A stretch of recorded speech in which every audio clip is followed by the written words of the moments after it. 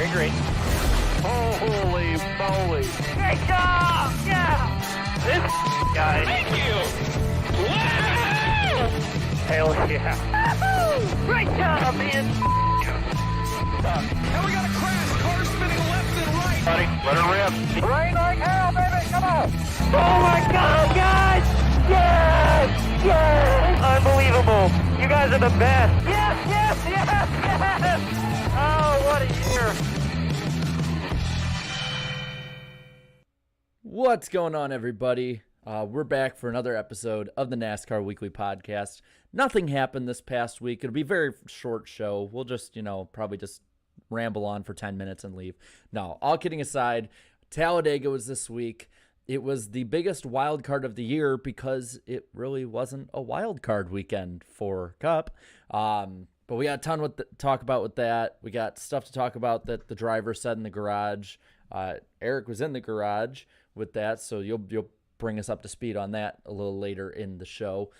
Kevin Harvick's massive penalty and all the fun conspiracy theories that come along with it. AJ Allmendinger and the Kaulig news. Oh, and yeah, we also have the Roval coming up this week. So, guys, let's just roll right into it. Talladega was this week. We, three of us were there. It was a fun weekend. If you can't tell, I don't know if you can tell on this stream, but I got red. Red. I got real red. But Eric, you were in the garage for more of the weekend than we were. So let's start off with you and kind of get us up to speed with what you saw from your perspective of the race this past weekend. What stood out to me the most was Ross Chastain's comments immediately after the race, how he was holding his breath, how his stomach hurt, especially those final few laps, because he was expecting a big crash that never came. I think that was the story of the Cup race. Competitive racing, 2 wide, the occasional 3 wide throughout, but only one really notable crash that did damage a handful of cars, took 1 or 2 out of the race, but it was pretty early on and kind of started mid-pack. Stenhouse and Harrison Burton, I think only 1 or 2 playoff guys even got any sort of damage in that crash. So it wasn't a major storyline. There was Corey LaJoie's blown tire that looked like it stung a little bit, but really it was a straightforward super speedway race where, from my vantage point, at the end of stages and at the end of the race, it was the best super speedway drivers up front. It was Denny Hamlin, Chase Elliott, Ryan Blaney, Michael McDowell, Daytona 500, but Eric Jones at the end once again, Ross Chastain, who won at Talladega earlier this spring. Those were the 5 or 6 drivers that routinely found the front. I mean, I think I might get it out of order. I think Elliott won stage 1, Blaney won stage 2, maybe reverse that.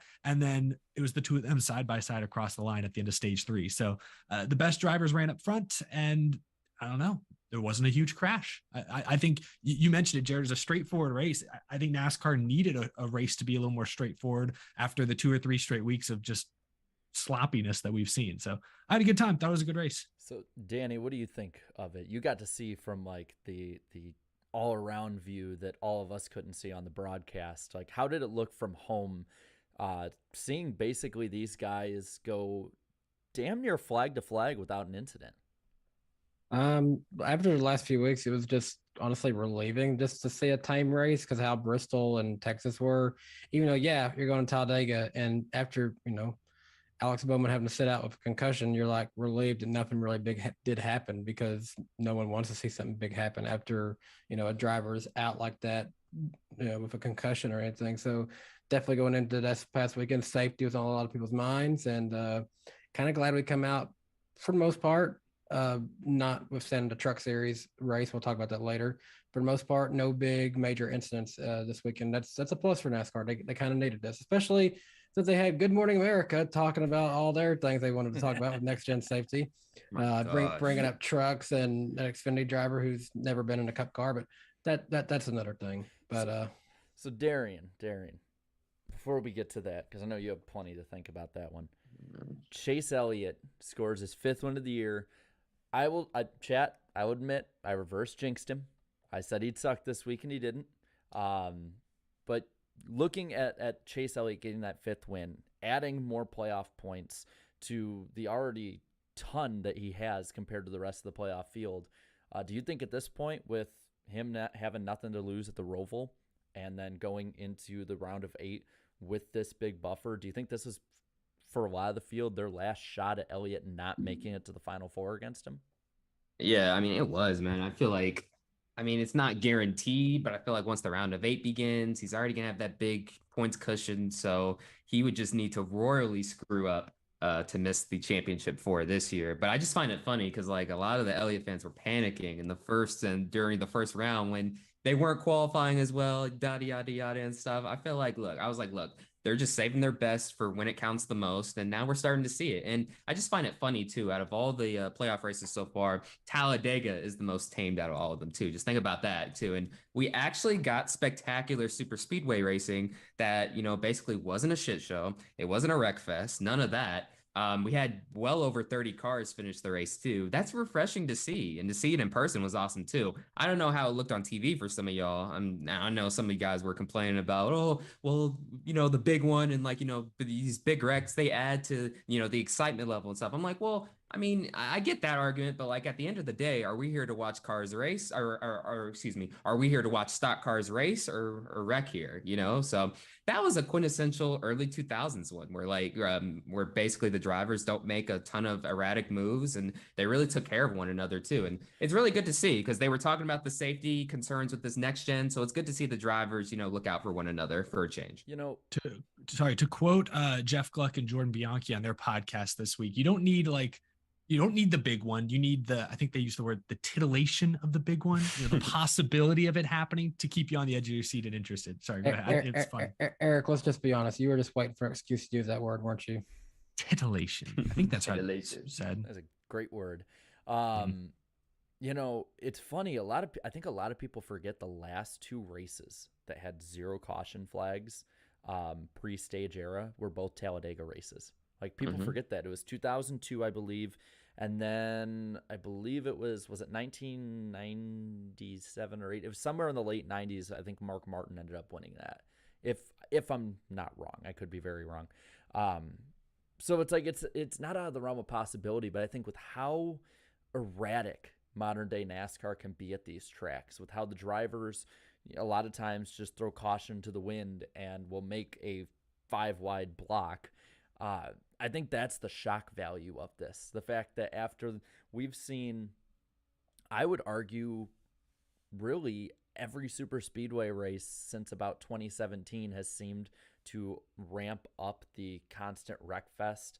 You know, obviously there's some that are here or there aren't like that. But for about the last 5-6 years, we've just had an expectation going in that we're going to wreck over half the cars at Daytona and Talladega and now Atlanta. So I think that's where the shocking part of it comes in. I'm not upset about that whatsoever. I thought it was great. The only time I think we were actually close to having a big wreck is when Blaney threw that monster block on Brad Keselowski. Yeah. And I'll just say that a certain slap shoes was very unhappy with Mr. Yeah. Blaney. We can't say what he said. But. well, you can paraphrase it. He was going to harm him in Minecraft, he said. Yeah. I think we taken any number of ways with them. Oh, it was glorious to see in person. All I'll say is there were 2 birds in that moment. But there was only one big one. It was, I believe, like in the first 20 or so laps. Yeah, it was in the first stage. It was before they reached lap 30. And I was like, already? I was like, oh, here we go. Off to a great start. Yeah. Poor Harrison Burton was in it. I won't linger too long on this, but it was like, I think I had said earlier, I'm like, yeah, Harrison Burton could be somebody who could win if he could just stay out of a wreck. Nope. That's too much to ask for. And yeah, and look, it's been mostly a tough season for him anyways, a tough rookie year. So hopefully he can rebound next season. But yeah, no, on these, these few chances he does have to win on these super speedways, it just seems like he just doesn't have any luck on them, man. And that wreck wasn't even his fault, right? I mean, didn't Stenhouse basically push into him, or they blocked bumpers or something like that? Or I think it was odd.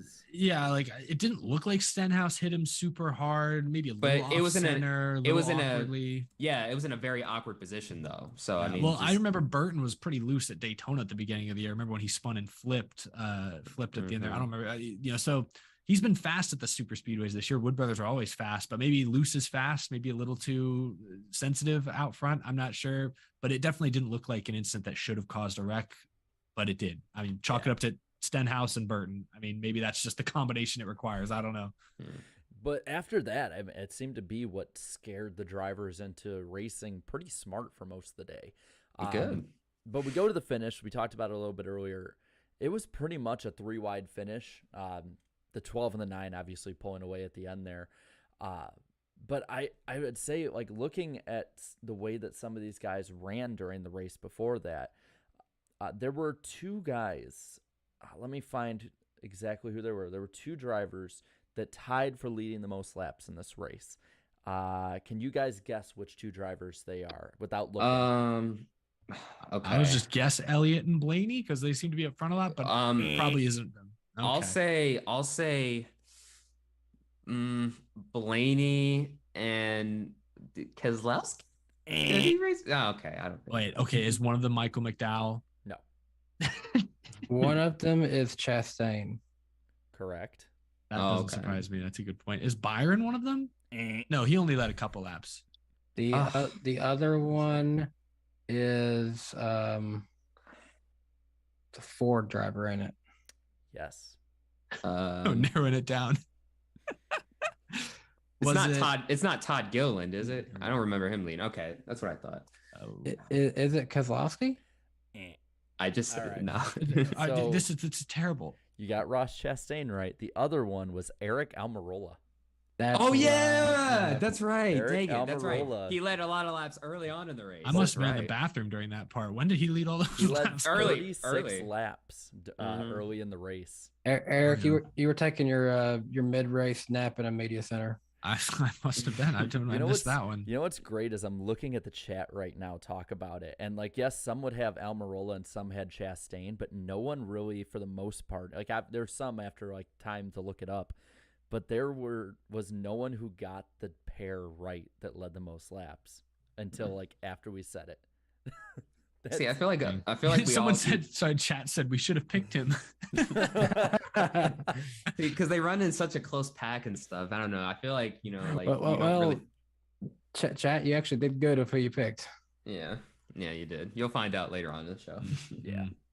Yeah, but I figured that was something that was really cool when I was looking through. I'm like, this can't be right. I don't remember him being up that much after, like, the second stage. And it's like, oh Lord, he was up there a lot. Yeah. Now, somebody who also brought out a lot of people jumping up out of the stands from where I was sitting was Christopher Bell. That little spin that he had on pit road. Eric, you after the race went there. How close was that? Because it looked like on the TV, and I'm assuming on the broadcast, it looked like like a piece of paper could fit between them. Yeah, so I was standing up on this kind of little elevated platform near the entrance of pit road right before that cycle of stops because I knew there was going to be something. Somebody spins out when they all try to enter pit road at these plate tracks. And sure enough, it was Bell. And from where I was initially standing, I thought he was going to nose into that wall. It was kind of at an odd angle for me. I thought for sure he was about to total that car. And I was like, oh, pole sitter. Had high hopes for him. Had high hopes for Toyota in this race. I missed the wall, thankfully, but, lost his track position, sped on pit road, and was kind of a fight from behind the rest of the race. But no, then I went over, like you said, to that the actual safer barrier wall entrance where he spun, and you can see the tire marks are probably about this far from the wall, which keep in mind the front of the car overhangs a little bit, so he's probably about this far from the wall in actuality. So a near miss, all things considered, but we'll look at the points in a minute. It didn't help. Didn't matter. For those that are just currently listening right now, Eric made his hands maybe a foot, not even. Oh yeah, not even. I'd say probably like 8 inches. I'd have to watch it again, but it was close. It was very close. Yeah. So that for me was like watching him come onto pit road like that and seeing that happen. I thought for sure we were gonna see him bounce back up into the track and get nailed or something. But I figured that would be something that would be really good to talk about because it seems like everyone forgot that happened because the only real controversy that came out of this race was with 5 to go, where Daniel Hemrick was stopped on pit road and NASCAR threw a caution. Before I ask you guys, I'm going to preface, I think it was a right call personally, but I'm also going to preface too that IDK player who was on pit road too had told me, he goes, man, he was looking up at the video board that's near him. He's like, that looks close to me. And he's like, I don't see anything though, because he was behind the NBC pit box. He's like, that's really close to me. oh, geez, it's right there. But I'm going to ask all three of you and start with Danny here. Do you think that's the right call? Because a lot of people said it wasn't, but a lot of people also argued it was. I think it was the right call. He's out of the pits. He's technically in racing surface at that point. And I did see some people point out that as close as that is to the racing surface, there was cases where Kyle Busch wrecked a truck and it landed in the exact same area that his car had come to rest at. And also, if he's stuck, he's going to need help getting out of that position anyways if he can't move the car at all. And after what happened in the truck race, you definitely don't want to tell his pit crew, hey, go out there and try to get him and bring him back. That's not the right call either. So I think it was the right call to have the caution. I think strangely though, it took way too long to come back racing after caution. I think that's one that should have been honestly like a lap or two at most, and then we're back racing. Because that feels like it should have been easier to get him out of the way. It felt like they maybe took an extra lap, maybe that they didn't need to, but we still ended the race in regulation. It was the right call because, yeah, technically, I think he was actually over the line. He was no longer on pit road at that point. He was as far out of the way as he could. What was a little surprising is I was listening to the MRN broadcast, I believe, and they reported, based on what they were listening to, that like, he was trying to pull that thing into the garage and missed the garage entry and like didn't have any way to reverse it or anything. So he just basically cruised all the way down pit road until he just stopped there. So I mean, I think NASCAR should look into why he was there. And I'm not saying like when Carson Hocevar stopped and spun out on purpose, they just held him a lap. I'm not saying you like fine Hemrick necessarily, but like that's something maybe you look at that interesting and have a talk with the team, or maybe there is some sort of penalty because if they just blatantly stop there to bring out a caution for some reason, which I don't think it felt like somehow the team or the driver messed up in a pretty inexcusable way, because you hated to see the really competitive racing up front that was shaping up for a great finish be suddenly broken up and stalled out by just a stalled car on pit road. Like that's such an anticlimactic way for that great racing to be interrupted. Yeah, it was the right call. I mean, we talked all week about the safety concerns. And I mean, like, I know the car is technically on pit road, but I mean, it's Talladega, man. I mean, they're coming out of the trial. Well, how many times have we seen accidents in that particular area to, spill onto pit road sometimes? So it was too much of a risk, and I totally understand that. I mean, I'm pretty sure, yeah. I mean, if he could reverse it, then I'm pretty sure he could have just backed it up or whatever, but he couldn't in this situation. So yeah, they had to make a call. So, and I mean, in the grand scheme of things, it's not like it really affected the racing. We still got, the entire race in at the end of the day at an awesome finish. So yeah. Thankfully, yeah. Well, and looking at what those in the chat think, I asked if they thought that NASCAR made the right call, and 84% are saying it was the correct call to 16% saying it wasn't. So I think the chat is pretty biased in that as well. By the way, click that like button if you're in the chat, and if you're not subscribed to me or any of these guys, all the links are in the description below. Side note, you're talking about the ending of races, and we'll get to those super chats later, but Napa Racing Fan 927 said that truck finish was kind of dumb, and just kind of relates the same thing. I think in that case, I think that was the wrong call. I don't think there should have been that caution. Yeah, yeah. We'll talk more about that in the truck race. I just saw that real quick and made me think, hey, I think these two finishes, it's funny, they're both controversial for different reasons. Yeah, but what's weird too is like they're controversial, but it's like for Talladega standards, like it's nice having this be like a little controversy, something that honestly isn't all that memorable, a week from now. Yeah, not only did we have tame racing, but like we also had tamed controversy at the same time. Tame. Like they were racing 2 and 3 and sometimes 4 wide out there the whole race. They just raced well. Yeah, they didn't actually wreck. But they didn't wreck this time. Then again, these are Cup Series drivers racing like Cup Series drivers should. So, and I did hear a couple of the drivers. I don't remember who explicitly, but they did mention that the teams over the course of the year have figured out how to get these cars on super speedways to drive better. So I bet you just didn't see guys battling as many handling issues as we're used to seeing. Like over the course of the year, they're glued to the track a little better than they were back in February or April. So that probably contributed to it a little bit as well. The cars were handling slightly better. I spent a good amount of time. Actually, I was listening to this race mainly on MRN because I was out doing some things too on Sunday. But Rusty Wallace was saying during the broadcast that he felt like NASCAR had done a good job of perfecting this super speedway package to I heard be that, yeah. to be decent, but not like chaotic either.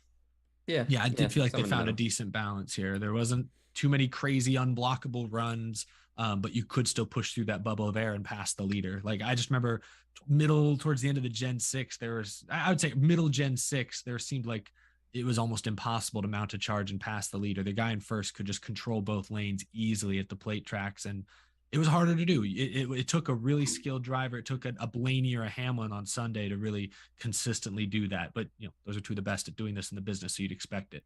Yeah, let me double check, but I believe I believe the race got at or around or maybe a little over 60 lead changes, which is like for, which is awesome for Talladega standards, but then it's like, let's see, 57 lead changes we had in this race, whereas in the previous race in the spring we had 41. So that's actually interesting then. Yeah. I know with like 30 or so to go, or maybe it was 40 to go, they said that it was like at 50. And I actually thought in the back of my head, I'm like, man, with the way that people are just getting to the lead and back, I'm like, they keep doing that, we could honestly get close to that 88 record. Ultimately, it didn't happen, but I will say, like, to push back against what Rusty Wallace was saying just a tiny bit, it's good. I don't think it's perfect because while you can pass the leader, there is the ability to mount some runs. This car really seems to handle best 2 wide. There were some drivers that said it's very difficult to go 3 wide with this car. The drag that it creates when you're in the middle there, it kills it a little bit too much. And a lot of drivers talked about this being track position focused. There wasn't a ton of passing. There were moments in this race where it felt like just top and bottom, just kind of snaking back and forth, ebbing and flowing. And, I think that could be looked at. The only thing I'll push back on that is that Chase Elliott was able to come from, I think, 5th to 1st on the final restart to win the race. Aside from that, though, it was difficult to pass. Like, see, Christopher Bell had a good car start on the pole. Once he went a lap down, eventually got back on the lead lap. I think he finished like 18th because there was just no breaking through up into the top 10, even though I think he had probably a decent car that was capable of it. Well, really quick, before we move on to like stuff about the playoffs and whatnot, I do want to give a few people shout outs either for their finish or how they raced. The first one is, unfortunately with Bowman being out, Gragson had to jump in the 48. But he looked like a Cup regular out there, the way he was driving. He was involved in the first wreck too, so they mounted a good comeback. He was the one early and often who would jump up to that top lane and just start leading guys up there like he'd been drafting in Cup for years, which I guess he has with the races he jumps up, but like consistently racing with these guys. So I was impressed by that. And then reading a couple others, Todd Gilliland with a 7th place run did pretty well. Landon Castle got 11th with Spire in the 77. Gregson did recover to get a top 20 out of the day. So it's like there were some guys that raced pretty well that aren't normally at the front even in super speedways. So that was really cool to see. But of course, big focus after this race with one race left in this round is the playoffs and the cut line. So Chase Elliott is locked in. And unfortunately, with the news of Bowman being out this week, he is officially eliminated from the playoffs. So 2nd through 11th are going now for 7 spots. And I'll read them off really quick here because there's a gap, but then once you get right to that cut line, it gets real close. So Ryan Blaney's in 2nd plus 32. Ross Chastain is plus 28 in 3rd. Denny Hamlin plus 21 in 4th. A tie plus 18, both for Joey Logano and Kyle Larson. Logano currently has the tiebreaker over the 5. Daniel Suarez 7th plus 12. Chase Briscoe plus 0, tied with Austin Cindric, but he has the tiebreaker in the round at the moment. William Byron minus 11. So I would say that he recovered pretty well from the penalty to at least realistically be able to pounce on a Briscoe or a Cindric or even a Suarez on that line if need be. And he's still awaiting his appeal tomorrow. There's a chance some of that points penalty will get rescinded. There's a chance. And then there's Christopher Bell. Now, but I want to, he's minus 33, but I want to focus on Byron here because I think Byron is in the most interesting spot out of any of the drivers for one reason. Well, 2 if you think about it that way. But he and his team have a dilemma here. They have pretty fast cars for the most part at road courses. So do you go for the stage points or do you go for the win? Are you in a must win depending on how it goes at the start, or do you go for the points throughout the day? What's interesting is that he's going up against Chase Briscoe and Austin Cindric, who are great road course racers. That's what makes this difficult. So I think I expect Byron to run better than both of them, partially because I think the car is more consistent, perhaps, but I think you got to go for stage points. And that's having not looked at the data. I'm sure crew chiefs are looking at every past Roval race, maybe every past road course race, and they're discussing and deliberating all week about what the best strategy is. But I think if Byron gets the full penalty rescinded, say he gets those 25 points back, and now he's like plus 15 or something over the cut line, then maybe you go for the win. I don't know. Maybe you feel like it's worth taking that risk. You get to keep your track position at the end of each stage and you go for it from there. But assuming he's minus 11 or anywhere close to the cut line, I think you got to maximize stage points in the first two stages. And then you just maybe hope for some chaos in stage 3 that allows you to move back up from 25th into the top 10. I think that's what you got to do.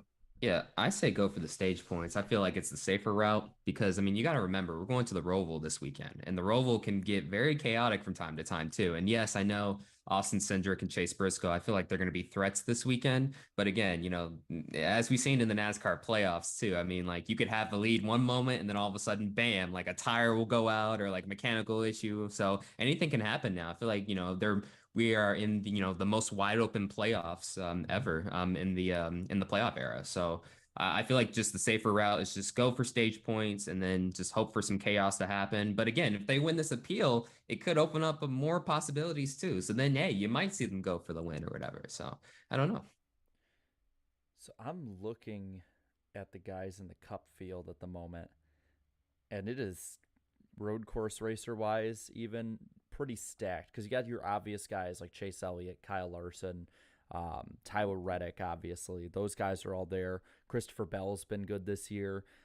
Throw Suarez in there as well. He's 7th on the playoff grid. He's won a road course this year. And Chastain as well. But you also then got to look, AJ Allmendinger's in this race. Cindric is now in Cup like we talked about. So it's like I feel like no matter what you want to do, your choice is going to be stage points. Like it's going to be made that way because there's only a couple guys I think who can actually go for the stage wins and still actually make their way up through the field and win the race. And I don't see that being William Byron. It's just risky because say Cindric or Briscoe go for stage points and a lot of guys pit, so they're going to finish top 5 in both stages. That's at least 10, 15, 20 points each they're going to get. So suddenly Byron, rather than being minus 11, going into stage 3 will be minus 30 minimum, minus 25, minus 30. At that point, you have to win. You can't finish 3rd and have them finish 18th. You have to win. So you finish 2nd, doesn't do you any good. That's risky. I think if you try to match them in the stages or even eat into their lead, because say you're Byron, I think you'll be better than them. You get 10, they get 7 or 8.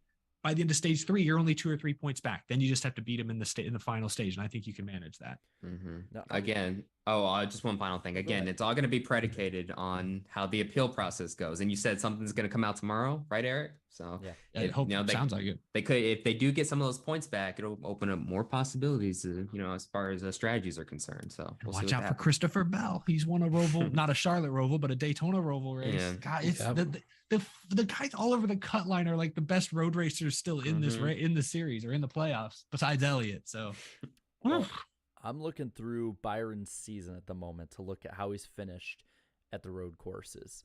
He got a 6th at the 12th at Coda. It's the 6th race of the year. I'm being an idiot. He got a 9th at Sonoma. Let's see, 16th at Road America. I'd be curious to go back if it's possible to see what he did in the stages as well at those races, because you don't know. I'd be curious. Like I'd want to see total. Are you on Racing Reference? Doesn't it tell you how many points he accumulated for that race? So there's points but there's no stage points. But I can click on each one and check really quick. But if you see that he finished 12th but still got like 50 points, you're like, oh, he did well in the stages. He got no stage points at Road America. Oof.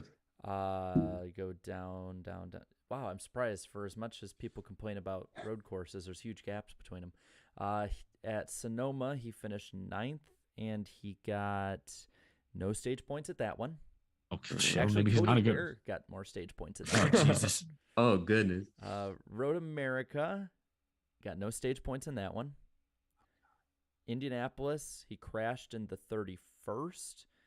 And okay, he did get stage points in the first stage in that one. Woohoo! He got Thank goodness. He finished third in that stage. And then Watkins Glen, I believe, is the last road course. He finished 22nd and got 0 stage points. Okay, so never mind. What I said about Suarez, Briscoe, Cindric, Bell, Byron may be worst of that group, at least this year. It's that, but I don't know. I like Hendrick, man. It's hard to bet against a Hendrick car these days. It really is, but it's like I don't know if I'm him and I see that track record, that changes my mind a little bit. Like if you're not good enough to get stage points throughout the day, or you're not going for that, these other guys are. I mean, if you look at all these other races, all the other people that he's going against in one race or another have gotten a huge chunk and have proven they can get that strategy together. Whereas Byron this year has got 8 stage points and it all came in one stage.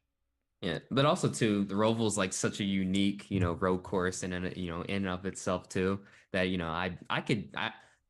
I bet he's probably banking on a lot of chaos to happen too in order to get some more stage points. I feel like throughout the race. I think qualifying on Saturday is going to be very important. Yeah, that's going to make the difference too. So it'll kind of be like F1, where it's like, hey, where you start is kind of sort of might be where you finish, or might be where you get the points. If he qualifies like 20th, I don't know how that changes your strategy, but if he qualifies top 5, I think you just got to take the 10 points in stage 1 if you can get them. I don't know. So, okay, I have Byron's career at the Roval on here. So 2018 is the only race he actually had a really bad run, and he crashed in that one and finished 34th in 2018. If I'm not mistaken, was he one of the ones that crashed in that practice too, and he was in a backup?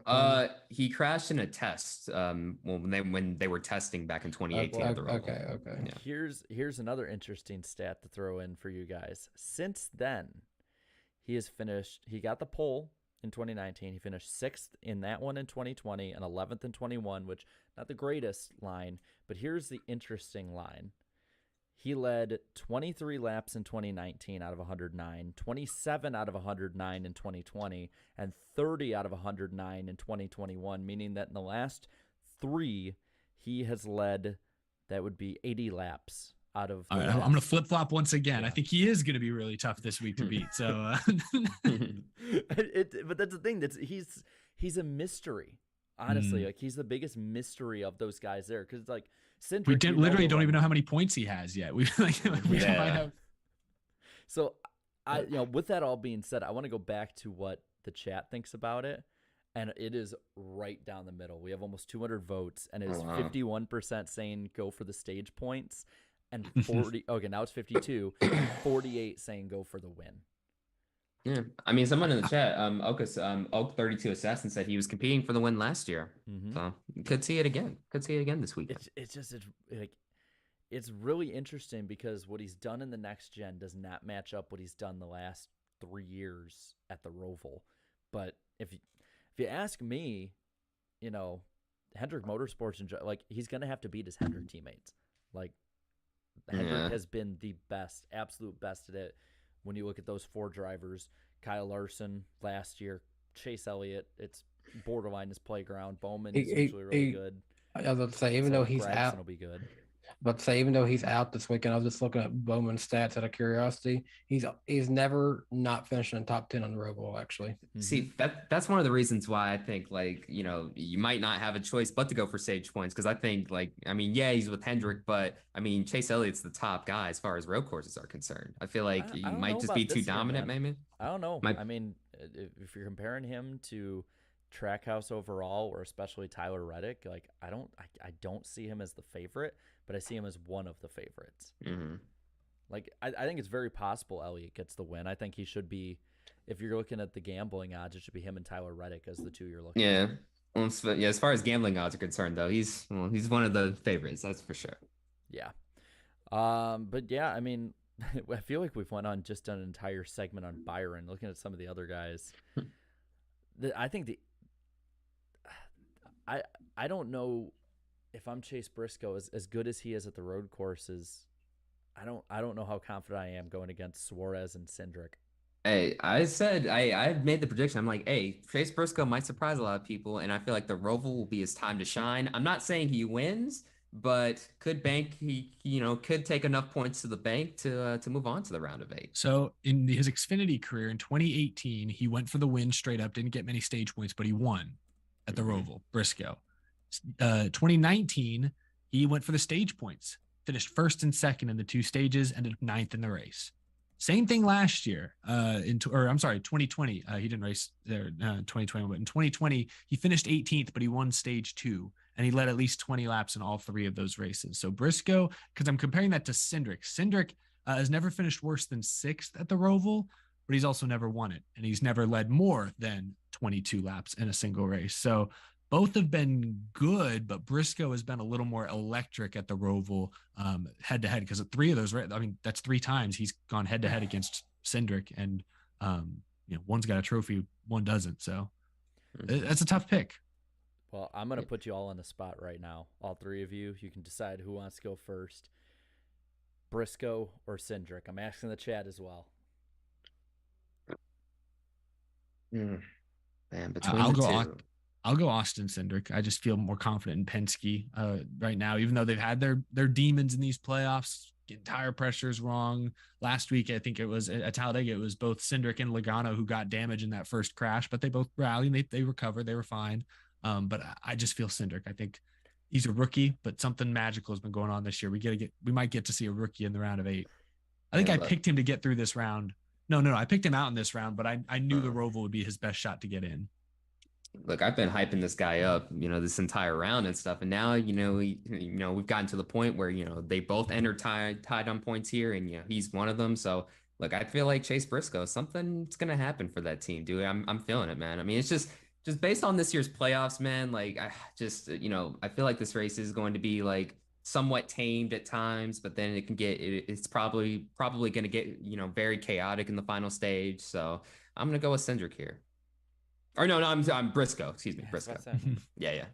I'm also going to go with Briscoe in this case. I do like his chances here at the Roval this weekend. It's been a good track to him before in other series, and I do feel somewhat confident in SHR, even if they haven't been the same as what they have been.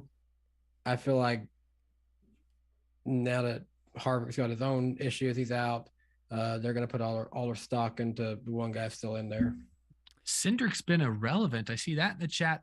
Okay, I just pulled up his road course stats this year. He hasn't finished worse than 13th. He's got 4 top 5s or 4 top 10s in 5 races. Are they talking about he hasn't been relevant recently? Or I guess because we're used to him in the Xfinity series where he would win often on road courses, and then when you don't do it in the Cup series, that's just shock to them still. Yeah, second at Indy, 5th at Sonoma, 7th at Road America. He's been good without a doubt. I've just been shocked that he hasn't at least won one of the road courses this year, especially Road America.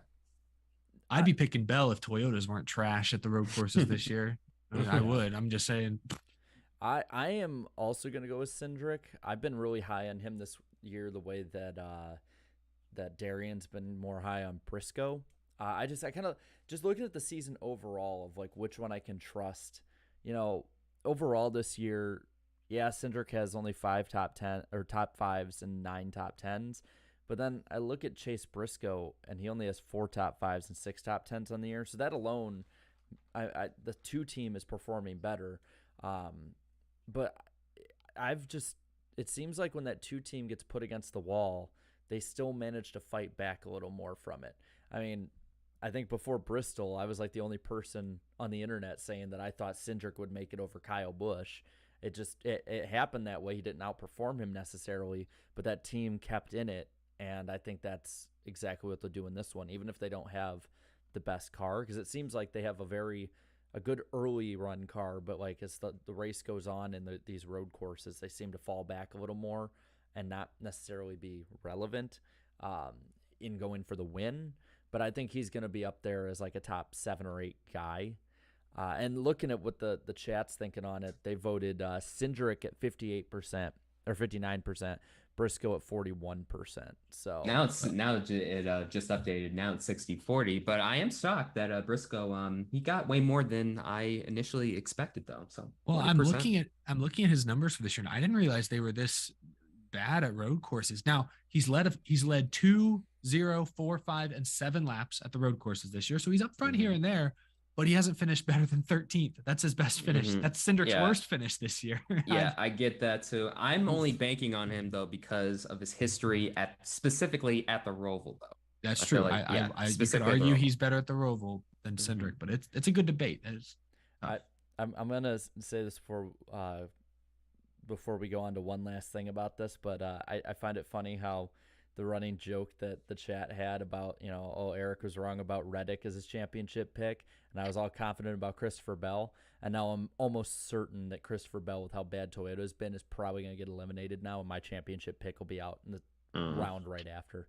So, I found that kind of funny. Hey, your pick looked good 2 weeks ago. My pick looked good. Well, it looked good when he won 2 weeks ago, but he was already out. It happens, man.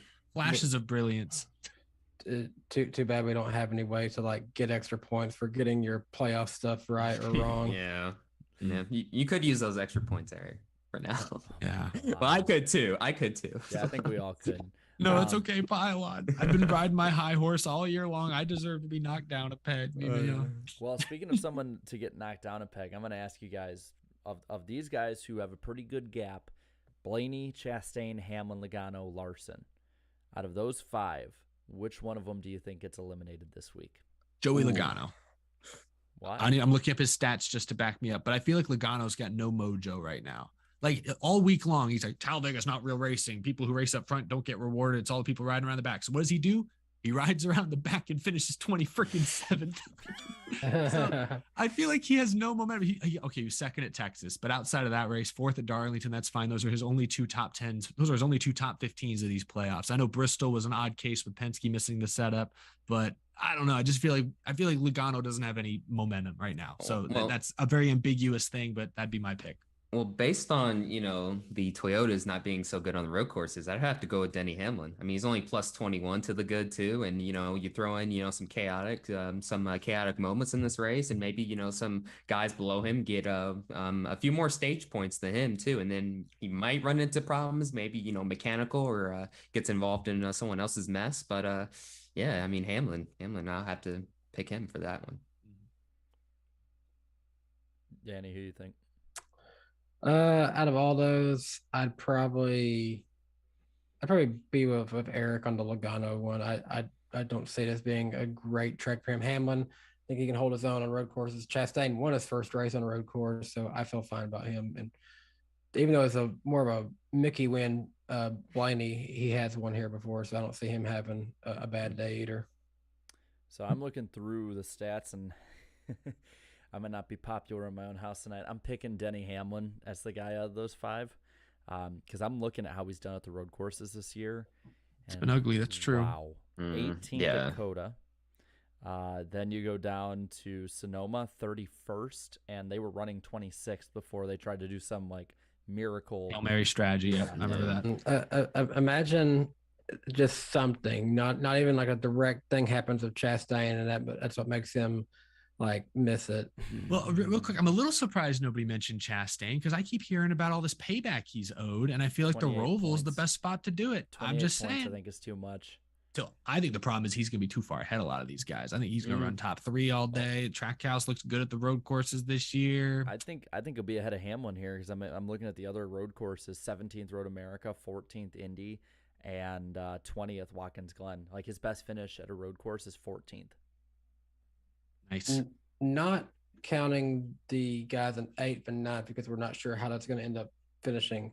Of those top 7, plus Elliott, who do you guys feel the best for the last 4 races after this weekend? Chase Elliott. I feel good about Elliott. Yeah. Elliott. Yeah, I'd agree with that too. You realize if we're all wrong though, we're going to get featured on some compilation if he gets eliminated this next round. Dude. And there'll be some Mickey Mouse Clubhouse music playing too. I'm sure. Yeah, he would have to have an epic playoff collapse I'm sorry, to not make it. There is no way in hell you can do the Mickey Elliott stuff this year. This has been, I think, you can't. I think if you look at everything that the field has had to go through. Well, with the new car, with all the different tracks the last couple of years, how competitive this field is overall.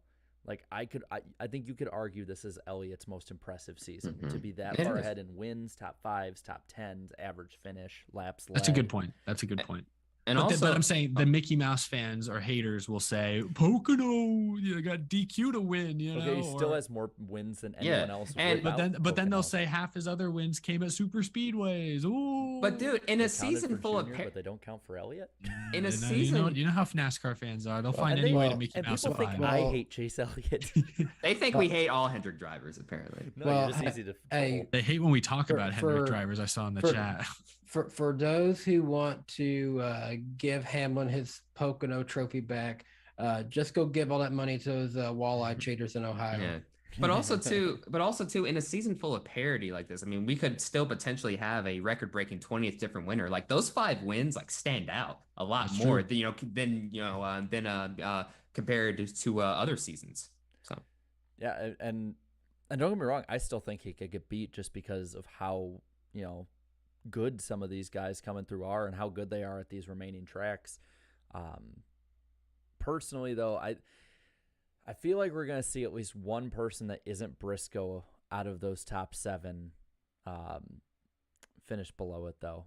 And I don't know about, like I said, it would be like Hamlin's more likely, but he does have that 21-point gap that'll make a huge difference. But, of course, I mean, Harvick had about the same gap for Martinsville a couple years ago, and that didn't do him any good. So I don't know. It's good. I think this one is going to come down to the wire. I wouldn't be surprised if we saw a battle that is reminiscent of the 2018 Roval race coming down to the wire. Man, we got onto the Roval really quick. We still have a couple Talladega topics to get over. We still got 2 more races. Well, we still got 2 more races, but the Roval's fun though. It is. We'll get there. All things in moderation. Patience. I want the Roval. He looked cut out on my screen. He cut out roboted on mine. He's like, we want the Roval. Danny became a YouTube poop, like literally in a split second. That was NASCAR coming in to tell me you're not allowed to have the Roval yet. Well, before we get to the Roval, let's finish up some stuff for Talladega, both Cup and then of course the lower series races. Wait, time out. Why is there a Sharpie on? Yeah, I was about to say something. Yeah, I was about to say. I was just hanging it because I was using it to take notes because I can't find my normal pen.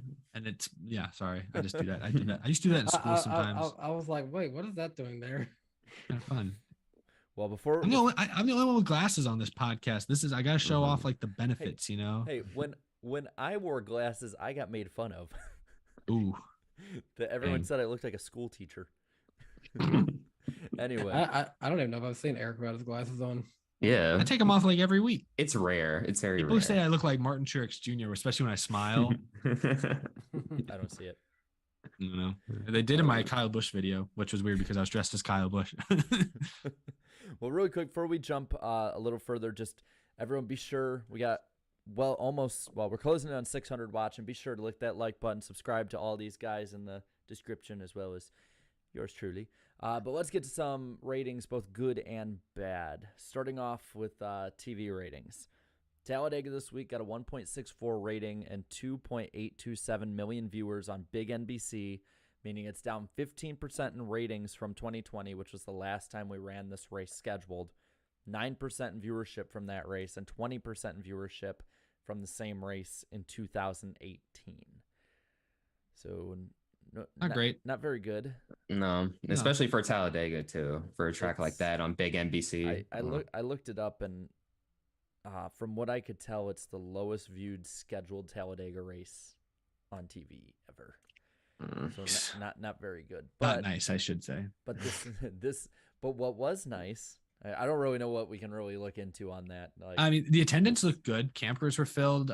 Rick Allen said on NBC it was over 100,000 fans there. Yeah. They weren't all in the grandstands if that's the case. There were definitely gaps in the grandstands, but it was a solid crowd. It was better than we've seen at other Talladega races in recent years. So when they showed the aerial, the infield looked more packed than usual. I've noticed that a lot of tracks this year, like the infield. There were people commenting to me or over the course of the weekend who come regularly who said that this was one of the more crowded infields and campgrounds that they've seen in recent years. So that one negative, one positive. I feel like that's all a year, at least the second half of the year. Ratings have come down the second half of the year, at least the last 6 weeks or so. Especially during the high. playoffs. Yeah, especially during the playoffs. So that's true. Attendance has stayed high though, even during the playoffs. So it's like it's weird that there's such a disconnect there. I don't know. I love how everybody uses the NFL excuse because the NFL didn't exist for the last 50 years. Guys, we got some of these fans got to get out of that, man. We can't look at everything else as the excuse. You got to look internally, man. The only argument you could make is that like a lot of sports are kind of floundering.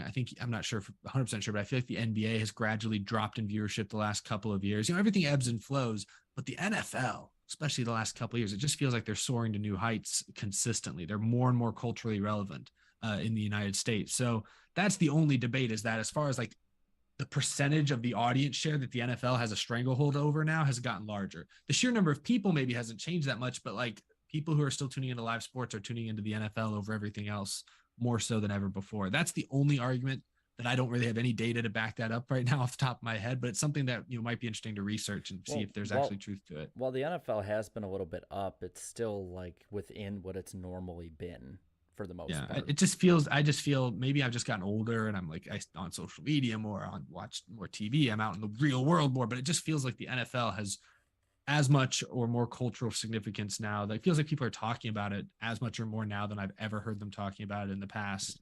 So I just don't know. Maybe there might be something to it. Like I'm sure NASCAR somewhere, somehow, some way in the Fox or NBC studios, wherever, are looking at a stat saying, hey, well, the audience share for Talladega this weekend was actually up last year. Just less people were on their TVs, but there's probably a qualifier in there somewhere. It's just, you want to see that at the end of the day, you want to see that nice, pretty number get bigger. And it's not, at least not since the playoffs have started. Well, so, and I'll also, what do you do?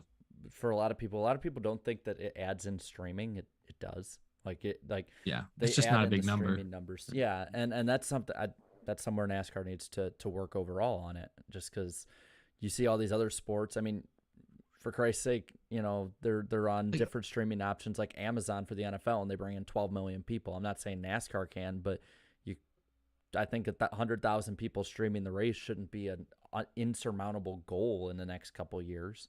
Mm-hmm. So in the chat, we got someone talking about, Jarrett, your Vikings winning on that last second field goal miss. We have someone just unprompted saying Mahomes spanked Brady and put him to bed at home. That's not even anything to do with what we're talking about. This is a NASCAR show. We got a guy just chiming in with his hot NFL take. Yeah. I'm just saying it's a big deal. That's the only argument I could make, is that the NFL has just gotten bigger. It's swallowing it. The MLB playoffs are about to start. And what has everybody been talking about in baseball spheres? Aaron freaking Judge. Hey, Seattle Mariners though, bro. Nobody's talking about the Seattle Mariners. Hey, broke that drought. Let's go. I love it. I mean, the NFL has stuff to do with it, yes, and we can talk about, but like Darren, I don't want to talk about that because I need to go find actual data. Yeah, I'm speaking. There does have to be some internal stuff from NASCAR to be like, okay, why do people tune in the first 3/4 of the year, but then the last ninth and especially the last 3 weeks, everyone tunes out, and like the ratings continue to go down, whereas like the Fox portion of the year goes up. I think that's where NASCAR has to look at it. Sorry, I'm laughing at Noah Coleman in the chat. He says, "What the f does Tom Brady have to do with this?" I mean, what does Kyle Petty have to do with this? We need our own shirts. Yeah, well, I'll tell you what.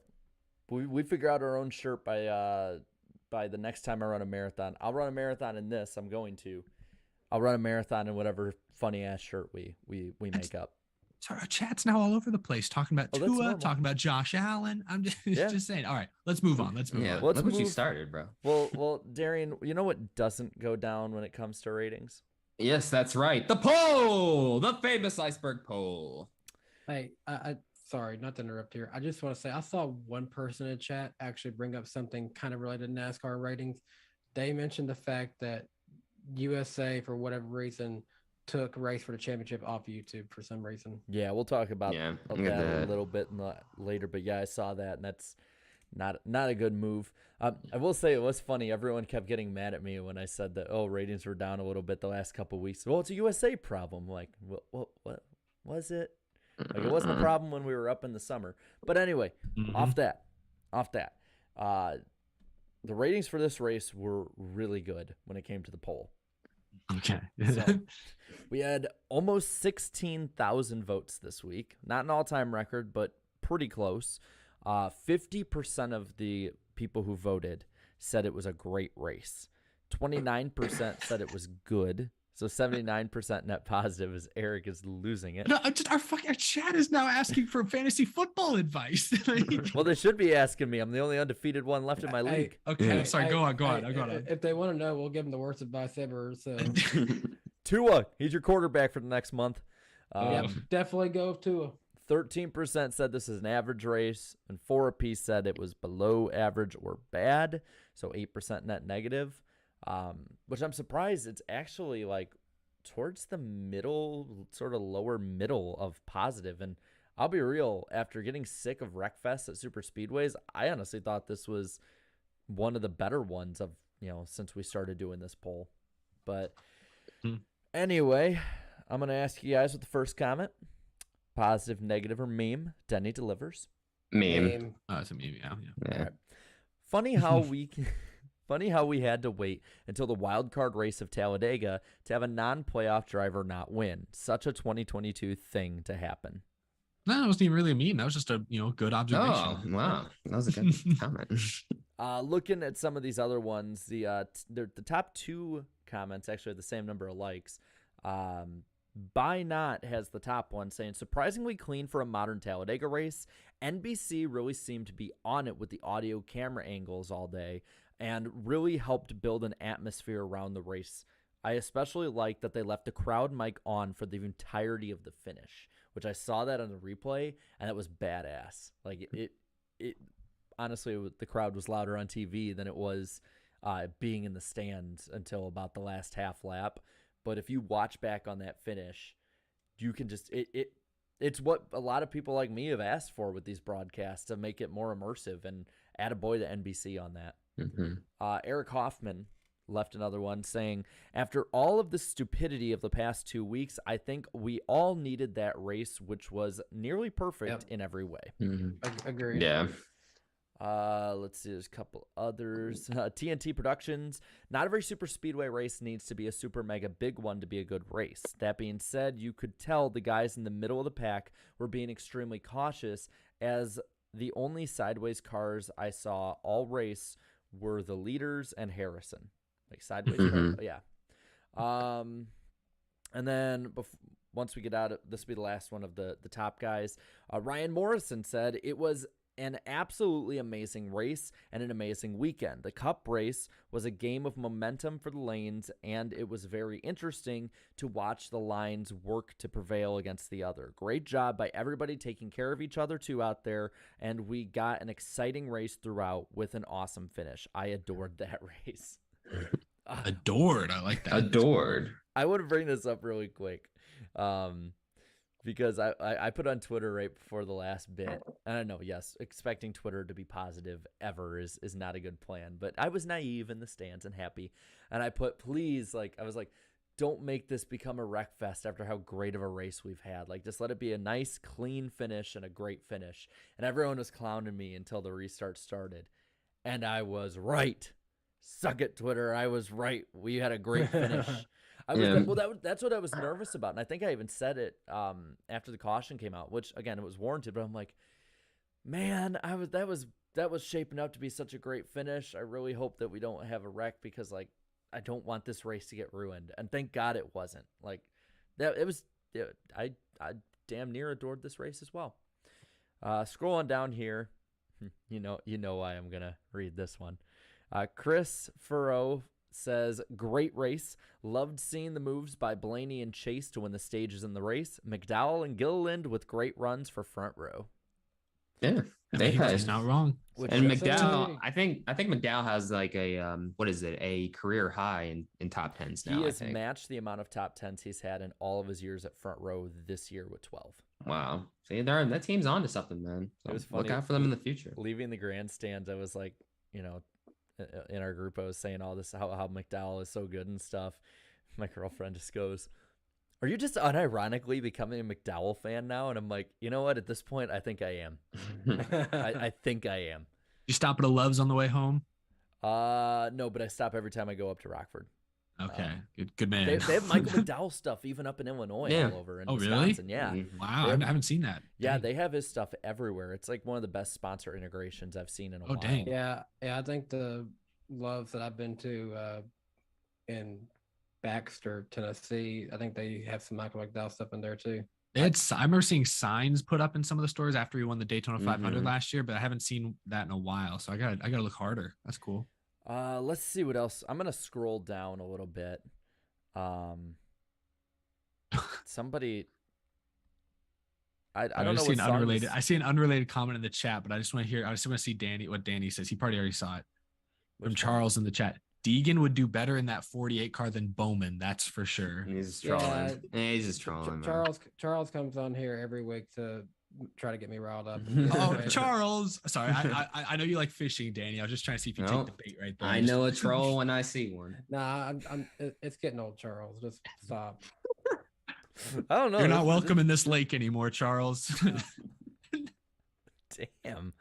Cast your bait somewhere else or cast your line somewhere else. We got weights and fish. Charles, if you keep this up, I'll fish like they do up in Lake Erie. I don't know if anybody can go back to the chat. This is actually more fun. Jarrett, can you make a poll? Bowman or Deegan right now? Screw it. Let's have fun with it. Oh, no. I'm kidding. This show's going to be 3 hours at this rate. No. I don't know. We still got 2 more Talladega races to get to. Well, to be fair, the Xfinity race had like nothing. So what? It was a great race. It was good. It was a good choo-choo race. You know, What? It was a good race. Dude, the highlight of my race was I ate a giant ass meatball filled with pulled pork and chicken. Hey, you told me afterwards that was a mistake. I saw the aftermath of that one. Trust me, it was a mistake. You can ask like everybody in my group waiting for me to get out. We left the track. There's no one in the track anymore. But I'll go back to reading some of the comments from the poll. This one is a quote from the broadcast. Junior, I really like where Blaney is restarting because I have a Ford pushing him. Rick Allen, what kind of car do you want push you? Junior, a Ford! And speaking of Rick Allen too, his calls have gotten way better over the years. They've aged. Like honestly, you can make the argument that like I feel like he's better than Mike Joy right current now. Mike Joy. Yeah, current Mike Joy, of course. And but to be fair to current Mike Joy, I mean, he's old. When you got Clint Boyer bouncing all over the room, it's kind of hard to get a word in edgewise. Let's. Oh, go ahead. I was just gonna say he's like, Clint, would you shut up for 2 seconds? No, do you remember the IDK showed me, and I can't remember which race it was, but it was like a Martinsville race where Mike Joy literally had to shush Darrell Waltrip. I think it was back in like the early 2000s. I think, yeah. But no, I would say just because Mike Joy is definitely not the same 90s to 2010s Mike Joy. I would say Rick Allen now is probably of the Cup guys. I think he edges him out a little bit, which feels sacrilegious to say, but it's kind of. I think it's true just because I think he has also gotten a lot better. But looking at these last 5, good Lord. Let's see. Okay. We'll start it off here. You guys ready? Get these last 5 negative ones. All right, let's go. Ghost Killer. He seems to be a regular down here at the bottom. Says Mickey Mouse win. Nice. And then he has a dude responding to him with the clown emoji. Fishing with Car says, boring. I fell asleep watching this race and the Xfinity race yesterday. I did not fall asleep watching Texas, however, last week. Whoa. Okay. I want people to know before I read this one, this is not me saying this. This is Nolan Brown saying that Chase Elliott's overrated. I disagree. Sylvie says boring as hell. And then Aaron had some choice words that I'm going to dance around. That was the worst bleeping super speedway race since the 2018 spring Talladega race. So apparently 2018 fall was better. Dude, I was going to say. No, dude. Oh, my God. Okay. Must be an respond to Almirola that. fan. I'm not even going to respond to that one. Must be a Truex fan who just watches drivers sit in the back all day and never make a move. Never. But I'm happy for you, Danny. The chat's going with Bowman. Yeah, I knew they would. Yeah, I mean, they're not going to do that. I do applaud them for how much they were willing to troll because 42% still went with Deegan. Now, Good stuff. Yeah, that was good. That was what was that, Darian?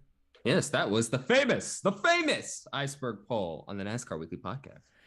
All right, we still got 2 more races to get to here. Let's start off Xfinity race. Look, Xfinity. Look, I mean, I feel like for the most part, most of the Xfinity Series Super Speedway races have been very good. But I mean, since we had the whole fiasco at Daytona a few weeks ago, I feel like this was pretty tamed, and I wasn't shocked by that. I mean, once they got single file, they were just like, look, we're just gonna ride to the end, and then we'll start making moves at the very end. But God damn it, Sam Mayer, man, what's gonna win? Gosh, he just he got way too far out in front on that final. I guess it was the final lap. You can see it.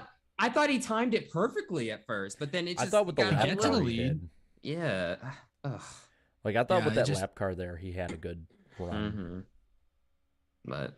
But lost in the home stretch stage, Allmendinger once again. But no, to your point, Darian, would you rather see an Xfinity race like what we had at Daytona a few weeks ago, where it was ending at 2 a.m. because everyone was crashing, or would you rather see what you got at Talladega this time around, where every car was still running at the end of the race? Well, yeah, I'd rather see what we got on Saturday, because I mean, like, to have that happen 2 races, to have those types of races for 2 super speedway races in a row, like, come on now. I mean, the Xfinity series, I mean, I know the Xfinity series isn't the Cup series, but they have some pretty talented guys who know what they're doing usually on super speedways. So there's enough space to maneuver to make a lot of moves and stuff. So hey, it's just one of those races. I did ask though, some people on Twitter, I'm like, hey, what are your thoughts on the Xfinity Super Speedway package? And I was surprised. They were like, oh, boring this, boring that. I'm like, dude, out of all the races we've seen this year, like, really? Like, come on, man. Like, when they make moves, it is very exciting too. So I think they have a pretty good Xfinity Series package. Parker in the chat brings up a really good point. Maybe not necessarily for the racing package itself, but for Xfinity racing in general. This was the 3rd race in series history out of over 1,300 races where every car in the field finished. Yeah, it's rare. See, not every race is going to be a wreck fest, y'all. But again, like, you're watching racing. You're not here to watch like a bunch of wrecks. You know what I mean? So, well, I'll say for me, watching towards the end, the move of the race that was like the dumbest move of the race was Austin Hill. Yeah, Danny, what that was your pick? That was my pick too. Man? Oh wow. So what was that? He dominated the whole thing, and I don't know what made him think he needed to go way up the track of Gregson. He should have just stayed on the inside and just, waited out. There was still 5 to go at that point. It made no sense to make that big of a block that early. He's lucky they didn't start a big crash because of that. Yeah, you know what it probably was? Because I saw him doing it like towards the ends of stages 1 and 2. He was just trying to, going back, back and forth, just going up and down the track, trying to protect his position. I think he just overestimated that one, just one of those mistakes. It was like literally the first time, like at the end, a car even got close to him battling for the lead. He threw that big of a block, and he should have just held into it, because I feel like the inside line was still better. Yeah, and like I think earlier in the race, somebody got on the outside of him when it was him and Sheldon Creed up there, and was like, right here ahead of him, and he was able to draft past him, and I think end up like winning a stage or getting the lead like right after that.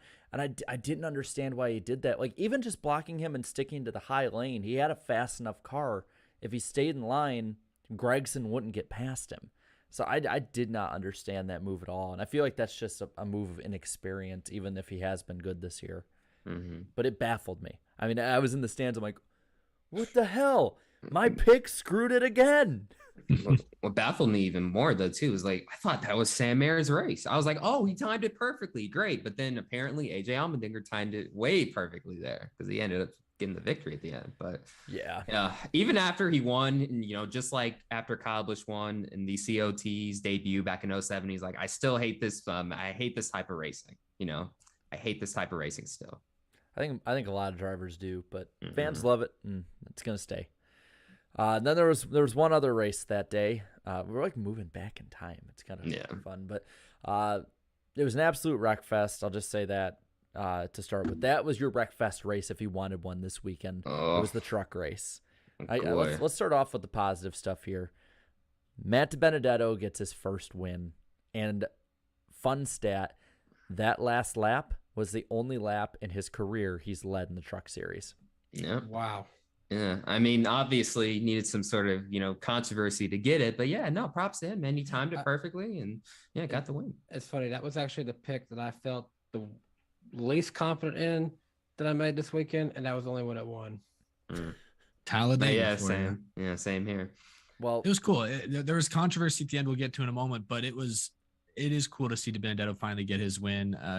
Love or hate DiBenedetto, you're tired of him, you're burned out of him, you're still supporting him, what have you. I know everyone has a strong take on Matt DiBenedetto these days, but he's had fans that have been living and dying with him for 3-4 years now. And, between, the near miss when he was with Levine Family Racing to, maybe a close calls, general slight underperformance, and then ultimately losing his ride at the Wood Brothers to now being in a mid-pack truck. Like to get this victory, that has to feel just so rewarding. DiBenedetto came in the media center and it was just him, his crew chief, his owner, and nobody else was in there yet except reporters. And he was just felt like he was bouncing off the walls. The excitement was contagious. So you had to feel good for him, especially for his fans who stuck with him. And it was the Rackley team's first win too, wasn't it? I would guess, yeah, probably. I think so. I think so, yeah. So that's big for not just DiBenedetto, but also that team. Wait, hold on. Didn't Timothy Peters win in that 25? I can't remember. I don't know if that was the same team. I don't know. Either way, they don't win often. Yeah. Timothy Peters won in a GMS truck, I think. That's what you're thinking of. Now, we talked about it a bit, but we can start off here with that caution at the end because it looked like Brett Holmes had the win. He crossed the line first. Yeah. By an inch, literally by that much. If they wouldn't have thrown a caution like they honestly shouldn't have, Brett Holmes is the winner. And are we going to talk about that now? We're talking about that now. I want to know, 500 feet from the line at Talladega, is a caution warranted? What are they going to do? No, so I had gotten some blowback for tweeting that too. They're like, oh, well, you've been tweeting about safety all weekend or all freaking week. Like, why are you, against this? And I'm like, dude, they're 500 feet away from the start finish line. Do you think just throwing a caution is just automatically, going to make them stop coming to the finish line on the final lap? I don't think it's going to make a freaking difference one way or another, man. Yeah, I mean, the only thing, the only thing it affected was just the finish, obviously, too. But, do you really think they're just going to stop on a dime because the caution came out, 500 feet from the start finish line? No. I mean, their argument will be it's to get safety equipment on the track faster. And, they'll say every second counts. And by throwing it at 500 feet early, that's a second or two, that's time that, if there's a large wreck. And to be fair, they wrecked. There was multiple cars spinning, in the center of the tri-oval, more than 500 feet from the start finish line. So, then there was kind of a second crash as they were coming up on the start finish line. So I don't know where they kind of threw the caution in between those. I'm going to say it seems consistent. I feel like NASCAR has been throwing cautions on the last lap pretty regularly these days for wrecks, unless they happen in the very, very back of the pack and it's one car. I think back to, it was Chase Elliott, maybe at Daytona a couple of years ago or last year, who wrecked pretty bad, but it was just him. And so they left it green. And maybe it was Talladega. I don't remember. It was a super speedway race somewhere. That was the 2020 Daytona 500 because Chase crashed. They kept racing, and then Newman had his crash. Well, that sounds right. I think it might be arbitrary with it, but it just feels like there's a difference between not throwing a caution when somebody crashes 500 feet past the line, and then when literally the leaders are a second or two away from the finish line and you throw it. And even then, I almost feel like there should be, or at least could be, some kind of rule that maybe it's everyone ahead of the wreck at a certain point maybe could race to the end, but then you get into overtime line rules. Yeah. I feel like when you have that, you could argue that for those coming into the wreck to try and avoid it and going slower, you could argue that holds up the safety crew even longer that close to the finish as well, rather than people just racing for the win. It's frustrating because you're right. Ultimately, and I'm all for safety, but like you said, Darian, that extra 1 or 2 seconds there, that 500 feet, that's not making anything safer. There really is. I don't think it's making a difference. And Eric, it's consistent. They if that wasn't the finish of the race, you would expect them to throw the yellow about that quick. But in that respect, it's consistent. I don't know. It's frustrating that Brett Holmes lost the race as a result of that, but I can't say I think it was the wrong call. I just think it's a frustrating situation that they wrecked not right at the line. They wrecked in the tri-oval, like a little, like well before the finish line. I don't know. By the time that those safety vehicles could even get to the racing surface, they've done past the line. They're already way past the wreck's pretty much over. Yeah, and Eric, you're right to your earlier point. I mean, NASCAR is extremely consistent when it comes to throwing a caution on the final lap. But I mean, I totally understand if there's a wreck as soon as they take the white flag, yeah, or like if something happens, on the backstretch or something like that. But then like I feel like as soon as you pass the pit road entry, I feel like, okay, at that point, just let them cross the line, just let them come to the line full speed there too. I just don't see a difference, I get it. It's just tough. They see a bunch of smoke, they see cars hitting the wall, and they're just hit the button. And I kind of like that. I like that they just hit the button when they see cars wrecking, but because I don't know, it's tough. It's annoying that happened in this case, but I don't think it was the wrong call. Don't get us wrong. I saw John Kruger said we're picking and choosing when it comes to safety on the show, but it's not really that. I mean, it's like more the fact that, it was just that it was the line is right there. What is the point of throwing a caution? If they were at the start of the tri-oval, maybe. I mean, they threw the caution right when they're already there at the line. So, I to be fair too, I think the Truck Series has been the one that's either been completely oblivious or been way too trigger happy of the three series. That is, it's the same series that left a truck sitting up against the wall with 2 laps to go. So that is fair. As much as it sucks looking at it, I feel like whether it's over the off season or in the next couple of years, like NASCAR in general just need to make like clear guidelines on what they're going to do. Like so many black and white calls is only just going to lead to fans getting more upset with it. A lot of fans, I mean, I've known it before where people that I'll introduce to NASCAR and they won't watch anything much past the finish because they see who's won. Because from what I heard, Fox Sports basically like didn't acknowledge that the race had ended under caution until they absolutely had to. A lot of that, like people that I'll show to races and that kind of stuff happens, they'll ask later why they saw like on the bottom line of Sports Center, hey, why is it that they said so-and-so won? He was third at the end of the race. Like, I think that's where it starts kind of damaging like the credibility of the sport, is when the officiating gets in the way of what new fans or fans that are more casual of it, what their viewing experience is with watching these finishes. Because it'd be like, we're gonna keep talking about NFL. It'd be like, at the end of a game when they have everyone run into the locker room and then they have to bring everybody back out, because like they have to have another play or something. I think that's what normal out of touch, not out of touch, but like non-racing fans would see it as.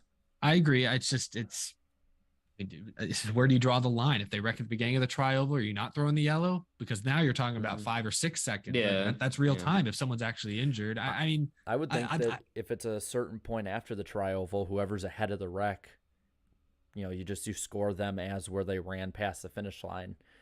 That's what they do a lot of times when guys wreck on the last lap. I watched the 2012. You're racing to the caution flag at that point. If there's no cars in between, I could say yes, as long as it's at a certain point. Not it's like just on the tough because backstretch. they have a lot to worry about. There's a lot. I mean, they have a second to make this call, and if you see a bunch of wrecked cars, I kind of like the NASCAR just yellow button. If you see a bunch of wrecked cars, hit the button. I don't want them to think about it too hard, because then we'll have there'll be times in the future where we're like, why was there no call? Why is there? I don't know. I feel like we can move on from this because what happened. It's sad for Brett Holmes because I was on pit road next to a big crowd of, I guess, hometown fans. Might have been friends of his, family of his, and they were hyped when he took the lead, and they were hyped when they thought he crossed the line first, and they were probably very disappointed when they found out he finished second. But congrats to Matt DiBenedetto. I mean, it's Talladega. It's a game of literal inches. I'll say this: none of this would have happened if it wasn't for Carson Hocevar. I was just about to say on the track. That's the one call we can all agree with, is him getting penalized for pulling that move too. And that's the second time he's done that in his Truck Series career. I think he did it last year towards the end of the year Vegas. as well. Yeah, we were there, Eric. Yeah, he did it last year at Vegas. Yeah, he did. Like because I like Carson, and we follow. I think he follows pretty much all of us on. He's a friend Twitter. of the show. I would say comments on all our channels. Like and so that's what sucks about. But it's like, dude, what are you doing, bro? that guy has so much potential as a NASCAR driver, but unfortunately, he does these bush league moves that I'm like, dude, like I feel like he's way above that. His talent's way above He that too. is. He doesn't need to resort to that. I mean, Like, I it do get sucks his what frustration happened. though. Yeah, I do get his frustration because he was leading the freaking pack, and then all of a sudden he has a blown tire, unfortunately. But I mean, like, look, you can't just like spin out and stuff and just hope for a It was just caution there. But. like he made it so damn obvious too. You see the Yeah, car kind like- of go left and then just Yeah, I feel like if you're gonna do that, at least make it a little bit more discreet. like, Do it more discreetly. maybe just be like, okay, I'm gonna scrape the wall a little bit here, risk some damage to make it look more real. Like God. Now, what his crew chief had said too, or one of the crew guys, Noah Lewis had tweeted this. He was listening to his scanner. Like one of them had brought up something that had nothing to do with the wreck. They're like, oh, they can't fix the next gen, but they can penalize us a lap. I'm like, well, how does that correlate? You know what I'm saying? Like, well, like, what does that have to do? Like, I get you're mad or whatever, but like, come on now, that has nothing to do with anything. It just shows you that these competitors in the heat of the battle, they lose their heads so easily. They just nothing makes sense anymore. Like I now like, we were all kind of like, oh, Byron wrecking Hamlin last week at Texas. Maybe it was a little too far. Mm-hmm. Shoot, honestly, at this point, listening to some of these other people on the radio, I'm surprised Byron didn't go out there and just junk Hamlin. Hey, The way these drivers just see red in the moment. Maybe Carson's arm was itching. Yeah, maybe so. Well, speaking of losing their heads, Deegan's crew member, we don't have to go too much into this, but Deegan's crew member lost their damn head. And that was under green flag racing, correct? Yeah, just ran out into the tri-oval. Sounds like that's not the only thing they lost. Apparently, they might have lost their NASCAR hard card. Oh, it got revoked. Yeah, and they were escorted out of the track. I thought I saw something today that suggested it might have just been for that race. He might be reinstated. Yeah. He might be fired. Might need a new job. I don't know. I know some of these pit crews and they are watched like hawks. You make a big mistake, that could be the end of it. Well, it sounds like DGR might go for an overhaul altogether. So maybe that's just going to be a refresh for them, anyways. Yeah. Update your resume, but don't include that part. Running. It's like one of those things. It's like, what are you bad at? What are your flaws? Well, you see, I work too hard. I chase the tire even when it's running out on the racetrack. Hey, I'll tell you what, he was booking it. That man has good 40 speed. I was gonna say, just say I ran the tire 40 in whatever seconds. Hey, my 40-yard dash time is stupendous. It is good. It's like, okay, but when are you gonna need that for reasons? That's funny. God. Well, I feel like we got the best out of that. Let's get to a little bit more serious on this one. I think that the highlight that everybody really remembers, and it's not a highlight, I'd say a low light that everyone remembers of the race, is Jordan Anderson's truck catching fire through 1 and 2. And then, I mean, this was the craziest thing I think I've ever seen, like, of a crash.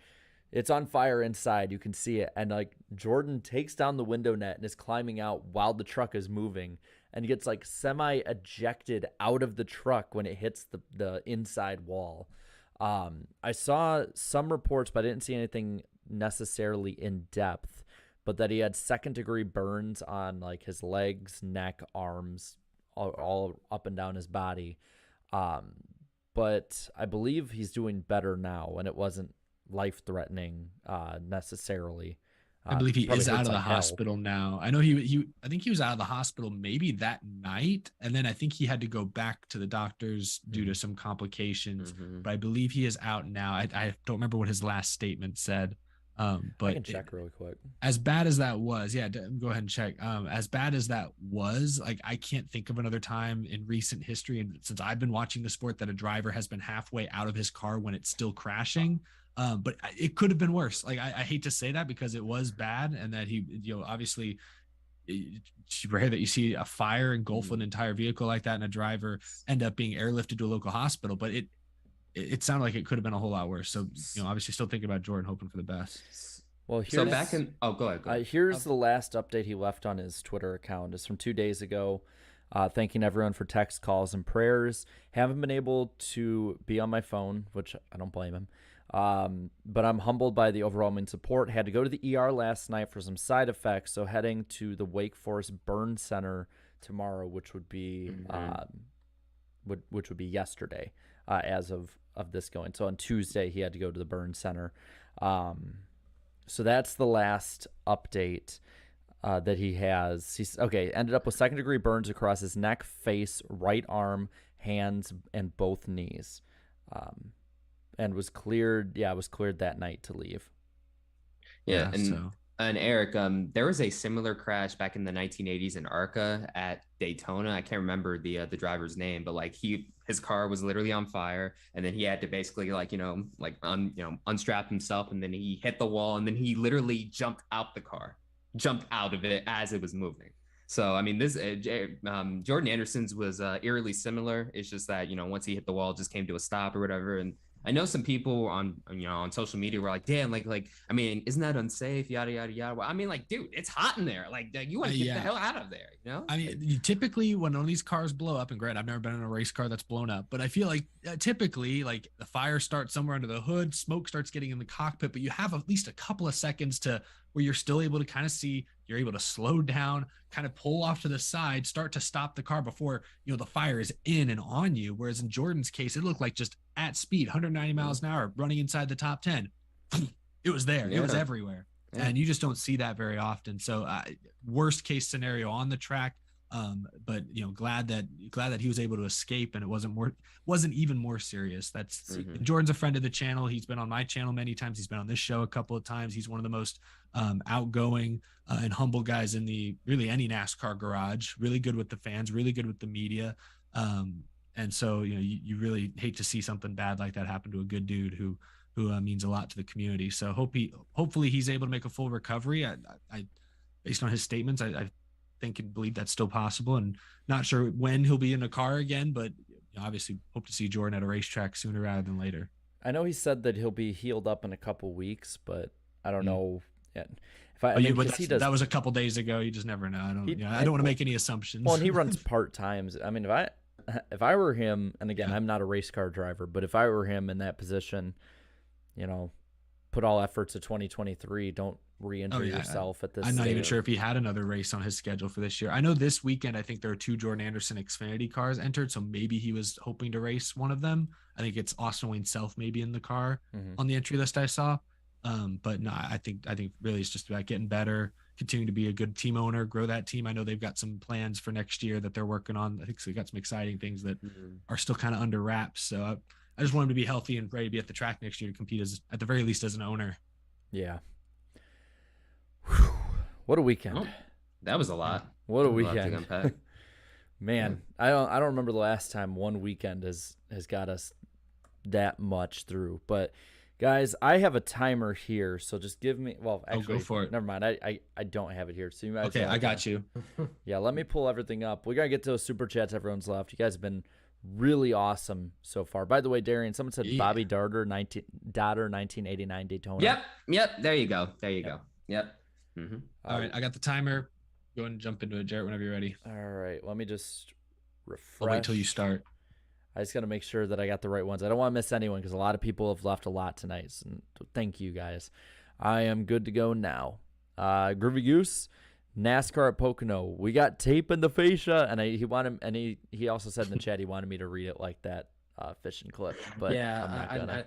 I knew what reference is. I could read it like that. You want to just say we got tape in the fascia? We got tape in the fascia. Get out of here. Oh man. Isaac, thank you for the 5. Says we'll watch tomorrow. Got lots of schoolwork to do tonight. I couldn't watch it live, but duty calls. Go Willie B. Duty.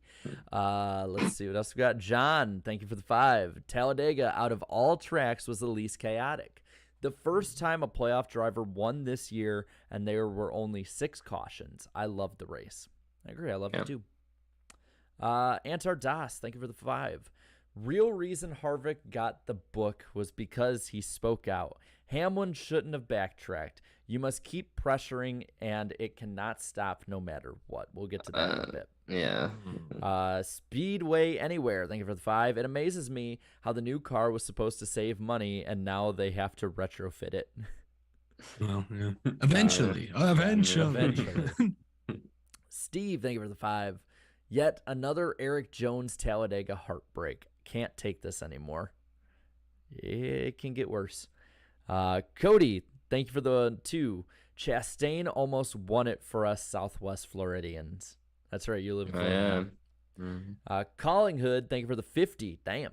Can everyone agree Wow. Chase Elliott was, is, and will always be a Mickey Mouse driver? I cannot, but I thank you for your super chat. Where's my money, Marsh? Steve, thank you for the 2. One bad about TV was lack of nonstop during the breaks. I didn't see that, but I was at the track, but that would. It's called Big NBC versus cable. They'll always run more commercials on Big NBC. Yeah. That is true. Blinks for 5. No joke, Deegan needs to step it up soon. We'll talk about Deegan in a little bit for a moment. Our super chats are doing a good job prompting the second half of this show. Yeah, So they really I hope are. they've stuck around. Napa Racing Fan 927, thank you for the 5. Can we please not remove the Roval from the schedule? I know we love the 600 this year, but there is nothing like the Roval, one of my favorite races. Well, they got to get better in the viewership The department. ratings, yeah. Blinks for another 2. Is the Truck Daytona race worth going to? I mean, it's been pretty fun for me just going the second level so the car isn't flipping the fence right in front of you. Probably plenty of room to spread out. Yeah, go for it. Blake, thanks for the 5. Random hot take. I bought NASCAR Ignition 21 for $20 on Saturday, and I've been enjoying playing it. I think it's good and enjoyable, but still needs work. Yeah, And yeah. how When much you have buy they for that, patched it? I guess a lot. lot. I guess a lot. Yeah. But when you buy it for only $20, yeah, then you know what you're getting. Yeah. Gavin, thank you for the 5. Enjoyed my trip to Dega. It was cool meeting you, Jarrett. I also saw Emp Lemon and Eric, but was too nervous to say hi. 10 out of 10 weekend. We're going to meet you too, Ed. Gavin. Sorry, I can't talk.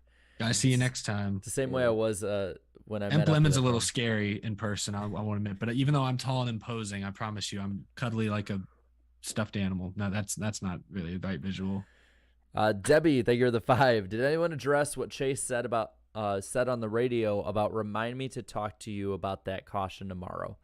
I didn't hear what he said, but I was at the race. He was talking, I think, wait, who was it he was talking about? About the last caution, I think. Was it the Hocevar?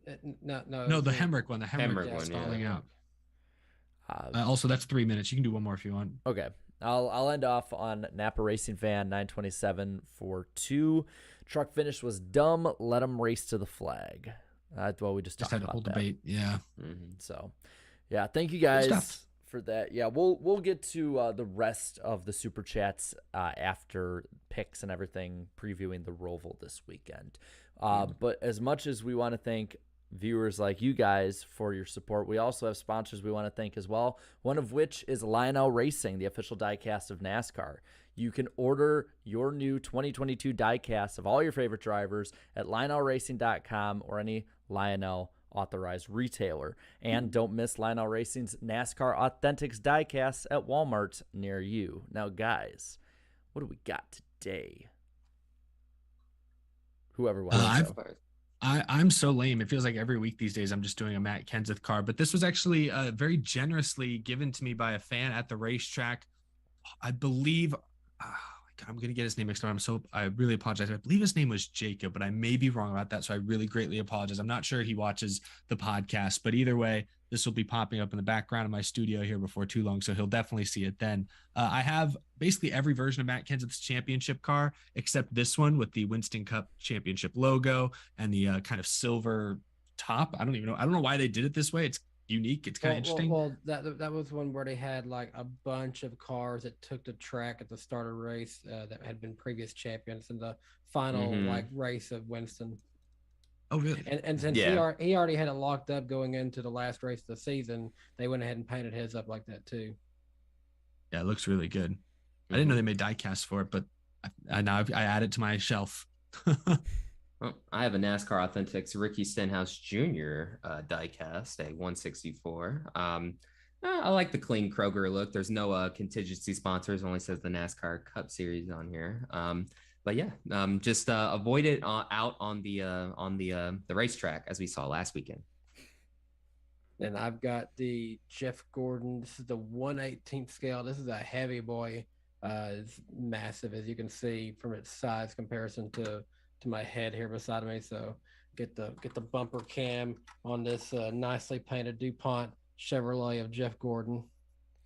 And then I have the Legend of Talladega, which was a thing that Amp Energy Juice did when they sponsored the Talladega race with Dale Jr., talking about the curse of Talladega Superspeedway. This one, as much as I hate that it didn't win and got wrecked, was a really fast machine when it raced. But what's really cool about these die-casts is in 2010, with a lot, or I'm assuming most, if not all, of the 164s, because of the mid-season change of the spoiler, all of the ones later in the season still had the wing. So it's not necessarily the exact same car, even though it's like pretty much the same paint scheme. And then the other cool thing is Kmart sponsored it. Kmart still existed in 2010. And it's given me Vietnam flashbacks to when I sat in a Kmart parking lot during a storm for one of these podcasts. So Season 1. I remember that. But thank you to Lionel for your continuous support of the show. And now, Darian. And There's a now, storm a brewing. it's a storm. It's a brewing. It's a coming. It's the lightning round on the NASCAR Weekly Podcast. Jarrett, go over the news topics. Good Lord, man, you got struck by lightning. Like, a lot. I survived. You I survived to you tell the survived. tale. Well, we got a pretty quick lightning round here tonight. Ream has signed back on with Christopher Bell for the 2023 season, so that's pretty big for them. Connor Daly will be making his NASCAR Cup Series debut with the Money Team at the Roval this weekend, so reported by Jeff Gluck. Darian talked about this in a video earlier this week. Good Morning America had the absolute worst NASCAR segment on safety. Apparently, Jordan Anderson turned into Myatt Snyder. So that's something. So bad. I just gotta say they messed that up, and they still actually showed a picture of Jordan Anderson being loaded up onto the helicopter, and they couldn't tell they used the wrong person. And then they had Jesse Iwuji talk about the next gen. Jesse Iwuji, awesome guy, pretty. I think he's going to be a very good Xfinity Series car owner. But why did you need him to talk about the next gen? Then I have no clue who that lady was that they brought in as like a motorsports expert. No. She's I think her name is I had said it in my video. She's a very accomplished sports reporter though. She's been covering like Washington sports since the 1980s. So, but I don't know why. I don't. She's only written like a handful of articles in the past about Danica Patrick before, but like that's it. I don't know why they needed her expertise. Good try. Well, looking at some other more positive things, USAC Quarter Midget Series will now be rebranded into the NASCAR Youth Series. In this, USAC will still run the series, but NASCAR will have all of the branding rights to it. Other news that people at the track will want to know about, Marcus Smith has vowed to offer free parking to all merch haulers, as Brad Keselowski has said that if this happens, he and others would like to bring back their team and driver merch haulers again to the track. Whereas now there's about maybe 8 to 12 any given weekend at the track. They want to bring more of those back, which I'm cool with. I just remember the glory days of walking up and seeing Paul Menard had his own merch hauler. Hey, who remembers the merch tents? They had something similar to that this weekend at Dega. Oh, did they? Oh, I didn't see that. Honestly, I do miss the merch tents. I think it was a better shopping experience because every driver got their own unique area. That in that way, yes, but it was so many people ran out stealing merchandise from those things. They had like one guard the whole time. How? You had to walk right by him though. Yeah, but if you're able to run, most of these guys they had as their guards, like they guard with size, not speed. To say the least. I saw like the dude at Michigan, this kid just ran out with a bunch of Logano stuff. I was like, dude, it's Joey Logano stuff. Like, you don't need to steal that. But anyway, I'm joking. I was a Logano hater back then. Two more things here before we end out this lightning round tonight. Hailie Deegan has announced that she'll be making her first NASCAR Xfinity Series start at Las Vegas Motor Speedway later this year. And DGR is rumored to be switching over to Toyota, according to Bob Pockrass. So there was actually this came on late, but Racer.com, Kelly Crandall reported that it is happening. It is earlier this afternoon. So that ties into Deegan not having 2023 plans because now her Ford ride is switching to Toyota. Yeah, that's tough. And also one final thing too, New Smyrna is canceling the rest of their racing season because of Hurricane Irene too. Yeah, if you saw New Smyrna got completely flooded to the walls. Like it's just a lake. It's sad. Yeah. That's a shame. You meant Ian. I think Irene was a few years ago. What did I say? It's Did I a say Irene? hurricane. Yeah. It's yeah. A You said hurricane. Irene. It's One of the Ian, yeah. storm. Hurricane I-22. Yeah, there you go. But yeah, and that'll do it for this edition of the NASCAR Weekly Podcast. Is lightning round, and now back to the show.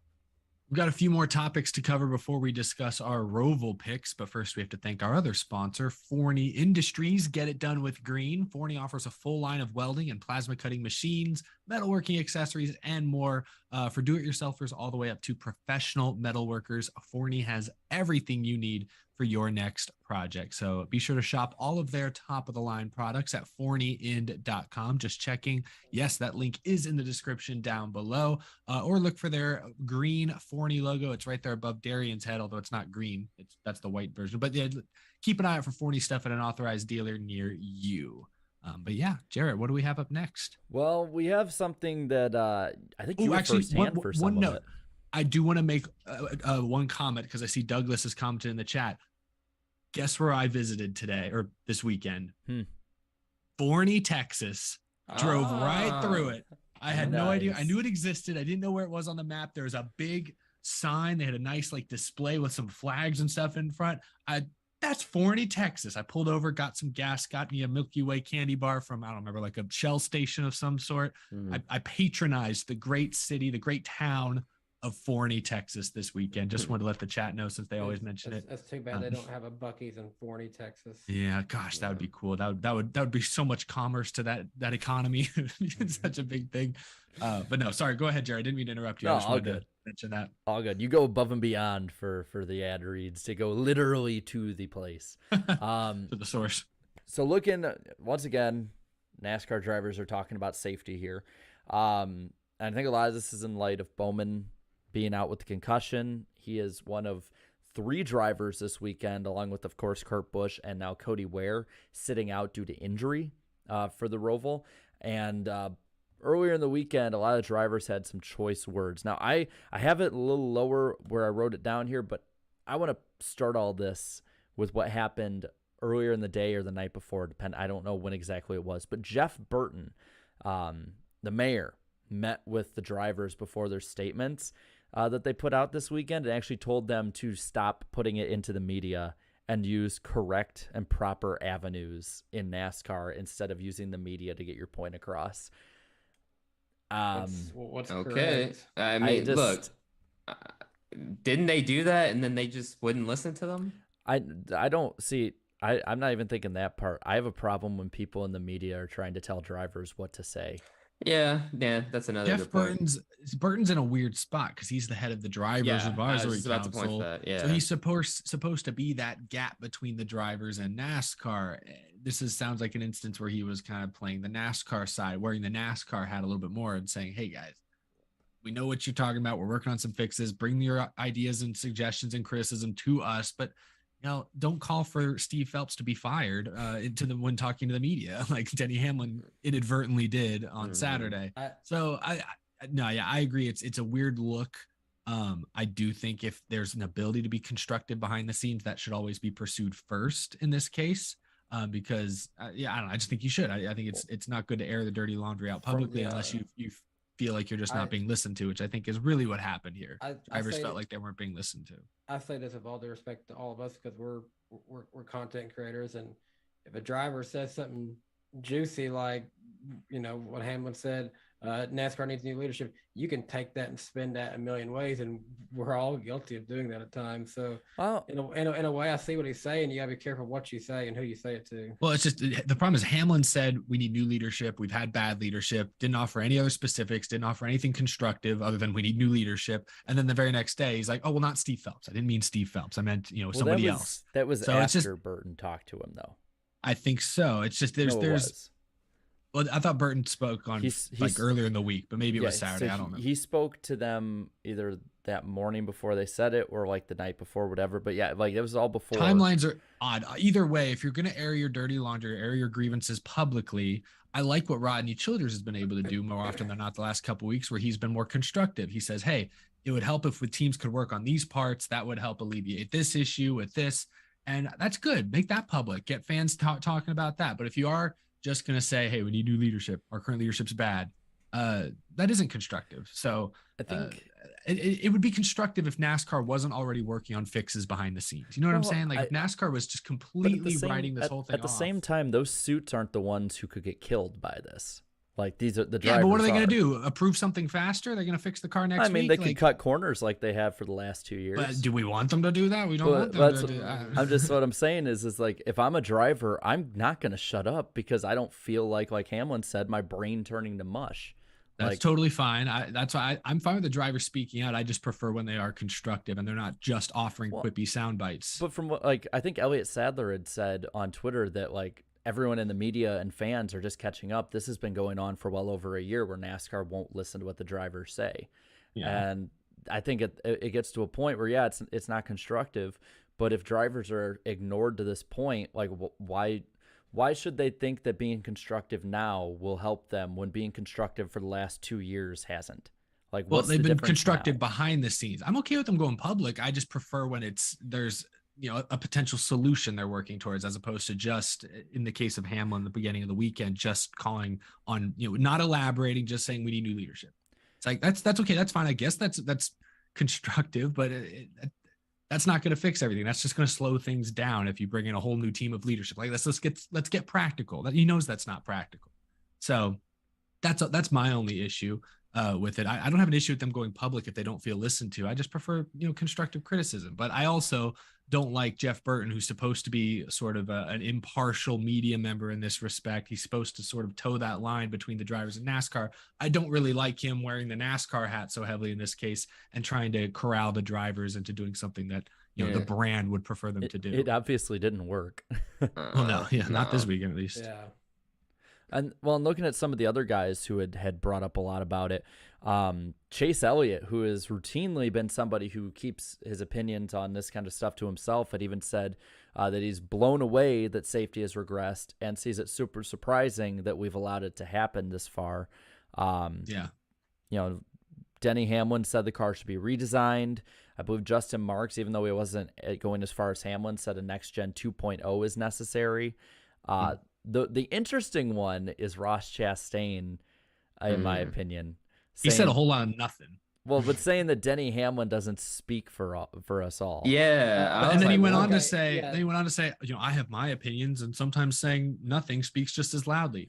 And I like, what does that mean? I don't know what you think. I feel like Chastain took a minute to let their personal issues come out in that. Yeah, I think he was just annoyed that the question was about Hamlin. Or maybe he's trying to put on the old NASCAR cap too, to an extent. Maybe. Well, to be fair, Justin Marks earlier in the week was getting ripped on by drivers for taking too much of a towing the line stance, and then one of his drivers right after takes a very similar stance. I feel like that's more just you've seen Trackhouse, we're all in for the team. And this we still are too, I think. In a way, I get it. They're still such a new team. They don't want to step on NASCAR's toes, but also too, don't forget Brendan Gaughan's comments too on Sirius XM radio. He was I don't think these cars hit as hard as the old cars did back in the 90s against hard walls. Yeah. Hey, your brain is only scrambled, not completely lights out. God, buck up, bucko.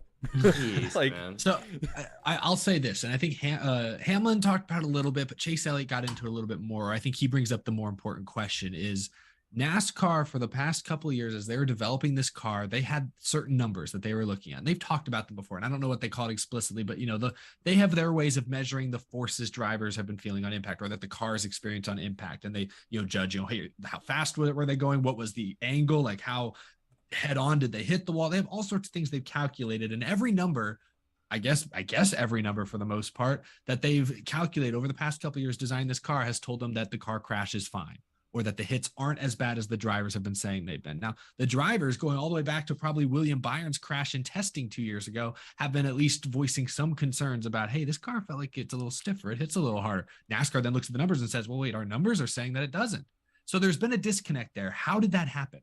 How did what the numbers NASCAR are relying on end up not lining up with what the drivers are experiencing this different? Like, how is that so disconnected? That's Probably. Didn't they do a lot of simulator testing? Which is why so there's an issue with their simulator. Exactly. Yeah. Like that's maybe where it is. It's like, damn, you got to scrap all the computer numbers you guys have been using because clearly they aren't right. I mean, the simulation stuff, I get it. Like, I mean, it's a way to sort of, save some money on like test costs and all that stuff. But like at the same time, it doesn't compare to the real thing, though. To actually getting out there, getting real actual data, and some of it was COVID restrictions. They had a hard time scheduling. Yeah, some of that stuff's understandable too. But then, I mean, like. Yeah, I get, like there was a bunch of other stuff. I'm not excusing them. I'm literally just saying like that is the problem. How did their simulation, how did their numbers end up so far off from reality? It appears, how did that happen? And how do we prevent that from happening again? Cutting corners to get it out faster. Because remember, didn't they delay it a year because of COVID and stuff? Yes, they delayed it a year.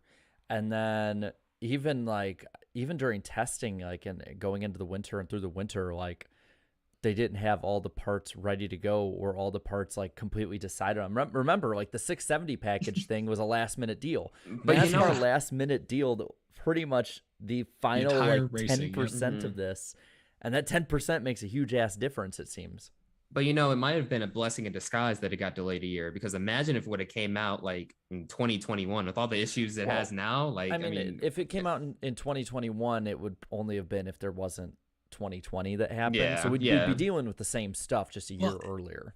Perhaps they did make some changes to the front rear clips during the off season, right? Like the last few months before this car hit the track, they did make a few small modifications to try and cushion the impacts a little bit more. So that's what I mean. I think they've been aware of this issue. I just think perhaps NASCAR hasn't fully comprehended the severity of it, because again, their numbers are showing them good stuff. Drivers during testing are saying, hey, this car hurts more when it hits. So okay, but our numbers don't say that. But okay, just to be safe, we'll make these couple of modifications and we'll start the season. We got to get this car out. We can't delay it another year. The teams won't let us delay it another year. You know what I'm saying?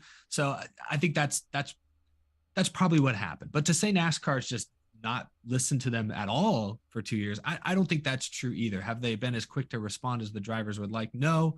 Some of that's just because it's now everything's owned by NASCAR. The teams aren't able to, work the extra hours themselves and fix the cars themselves. They have to wait for an approval process. NASCAR has to okay things with all the vendors, with all the teams. It's just slower now. So issues take longer to be solved. And I think that's why drivers are getting more frustrated. So then how moving forward do they fix that? Because if somebody in their 20s, like Alex Bowman, who is somebody who honestly at this age should not be getting concussions from what both inside and visually was a mild hit, should not be getting injuries like that. Like a slower process to fix that over time, a slower process to update these things. It's just going to lead to more drivers getting hurt like this and ultimately shorter careers, which NASCAR at this point cannot afford. No, I wholeheartedly agree on that point. They have a crash test I think is happening tomorrow, maybe in Ohio. Start there. It sounds like they're based on things we've heard Andy Petrie say. Who was it? I think it was Greg Ives. I heard talking about it this weekend. There's several in the garage we're talking about. There are some potential edits and fixes coming down the pipeline that might be ready to be implemented before 2023. Will they be enough? Will they affect the racing? Will they be expensive? Who's going to pay for it? I don't know if everyone knows those answers yet, but there's some progress being made slowly but surely. We'll just have to wait and see what the end result is. Yeah, well, somebody who's been very vocal is not having a great week so far, and that is Kevin Harvick. Kevin Harvick has been penalized 100 driver points. Stewart-Haas Racing has been penalized 100 owner points for parts modifications. I think we talked about earlier was the deck lid. Rodney Childers has been suspended the next 4 races. And I think where a lot of the conspiratorial talk comes in was, yes, Harvick said I think, I forgot what exactly Harvick said. Seems strange. Okay, so it was that. But Childers put right after, shocker. He's out of the playoffs. He's pretty much guaranteed to finish 16th. And I believe this will be the first time since 2009 that Kevin Harvick hasn't been top 10 in points. Wow. But it does line up weird. I will say that. Like, it does not look good for NASCAR, even if that's not their intention. Yeah, the timing of it is definitely definitely questionable for NASCAR fans too. I saw a lot of the conspiracy theorists on Twitter. But again, go back, it goes back to, what NASCAR said at the very beginning of 2022. Do not mess with anything on these next gens, or there are going to be severe penalties. And this is just another case of that. Well, I was looking to see if they'd appealed it yet, and the first thing I see when I open Twitter is Denny Hamlin dressed as Olaf from Frozen. So I'm gonna assume they haven't appealed it. So that's my issue. Yeah, I don't believe so. It sounds like the issue is they modified a single source part. In this case, it sounds like the deck lid, a body modification. A few reported that it was an aerodynamic sensitive part of the car. So if they modified that, NASCAR found it, and that's actually what they did, then yeah, they broke the rules, and the penalty is 100% justified.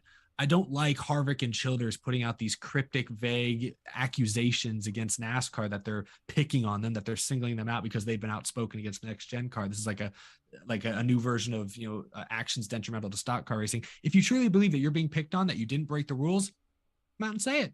You've been outspoken the last few weeks. What's stopping you now? Appeal the penalty. It's been like 6 hours. They haven't appealed the penalty. Yeah, I don't think there's really anything else. I mean, it's just, I mean, is NASCAR a little upset that they're going public with, the next gen concerns? Yeah, probably. But I mean, like at the end of the day, rules are rules. They broke them, and then you got to pay the consequences. Unfortunately, it is what it is. And they've hit Keselowski with the same penalty, Dow with the exact same penalty. So this isn't the first time we've seen an L2 penalty for modifying all Fords, by the way. But that maybe is a different discussion. But, yeah. I will say though that Kevin Harvick at this point, like at least he had something to race for. No matter what it is at this point, whatever Harvick believes it is, I don't think Harvick's gonna stop saying any of this stuff. I think that now all we have is a pissed off, scorched earth Harvick, who is going to be probably really spicy these last 5 weeks of the season. Yeah. Well, I did see, I put it away. He did tweet something about he's having a good night tonight. Apparently he's camping with his kids, I believe. So he's no problems here. Harvick is happy Harvick tonight. He's let all these troubles float away, at least for the time being. So until he gets to the track and gets all the media in his face. Then it's until he shows up and it's not Rodney Childers on his pit box, and he's like, "Oh shit, geez, okay." All right, time to be 2002 Harvick. For what it's worth, Steve Phelps did say that I didn't remember his exact words, but he called it like ridiculous or absurd that NASCAR has any sort of vendetta against Harvick, and that the penalty from what he can tell is correct, like was correctly determined. Well, I mean, to be fair, he's never going to be like, of course we're against Harvick, man. Yeah, of course we are. I know, but he didn't say no comment. He made a strong rebuttal, I suppose, to the conspiracy theorists out there. I don't know. I mean, it's better than the guy from before. But I mean, that pretty much covers for most part. Did I curse? Someone said in the chat I cursed. I don't think you did. I didn't think I did, but everyone in the chat. Did you say like damn or something? I don't know. Maybe I did. Yeah, honestly. At this point, it just slips out from you, so I don't know. Yeah, I honestly. Yeah, this is my outlet. I don't curse on my show ever. I don't curse that much in real life. When I get on this show, it's like, y'all bring out. What was that? I was about to say shit happens, guys. Come on. Y'all bring out the worst to me. You're a bad influence. I blame the chat. I blame the chat for pulling ahead in the points. The further ahead in the points you guys get each week, the more crass I'm going to be. Oh, great. He's going to turn into our version of Kevin Harvick. Eric comes on here and he gets out of his own groove. Yeah. Oh, quite literally bad. Well, one last story before we get to the Roval this weekend. AJ Allmendinger going full-time for Cup in 2023 with Kaulig Racing. And Kaulig having some pretty big waves. And congrats. AJ Allmendinger has clinched a 2023 playoff spot. Good for him. I'll preface this. Allmendinger will be 41 by the time they start next season. He'll be in a 16 car that's run pretty well with numerous different drivers, including himself.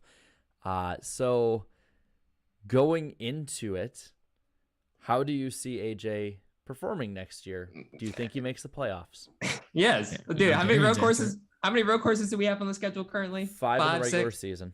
Yeah, so he's bound to win at least one of those next year. Well, I don't want to say that because he was in a position to win Dakota, but then ultimately things happen. He didn't, so he has not won this year. I don't want to say yes, he will win next year. We can't say that. He's running full time next year, though. More opportunities, more time to prep. He's to been in prepare. every road course race this year. Hasn't That he? is true. Yeah.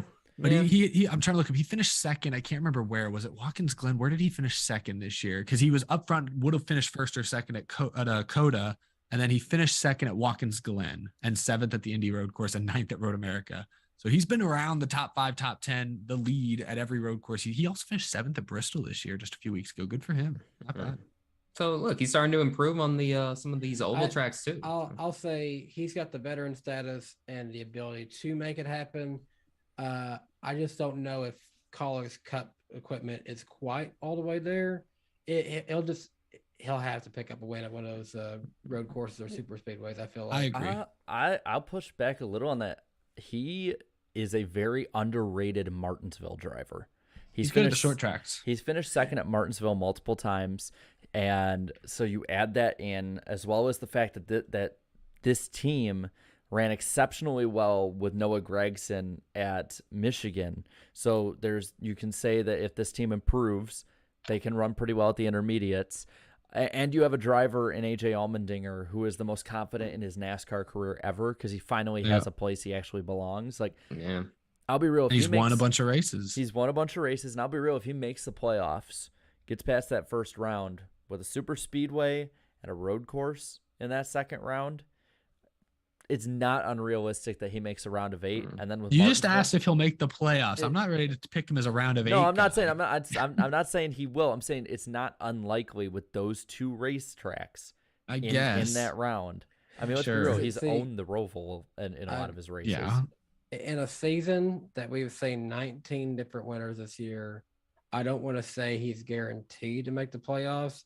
I think it is likely he could get a win next year. I will say that. I don't want to say it's guaranteed he will make the playoffs. Well, I think what we have this year might be proven wrong, but I think we have an anomaly in winners this year. I mean, we're not going to have 20 winners every year. I don't even think we'll have 15 winners every year. Like, naturally, the better teams will get out ahead, and then you have the stragglers that get. I will say, like, Kaulig was smart to do what they did this year. They had 3 drivers essentially try out for the team, and I think, if they had the idea of Gragson, but I don't think he gave what they were looking for, and I think that's ultimately why he landed a deal with the 42 when it became available.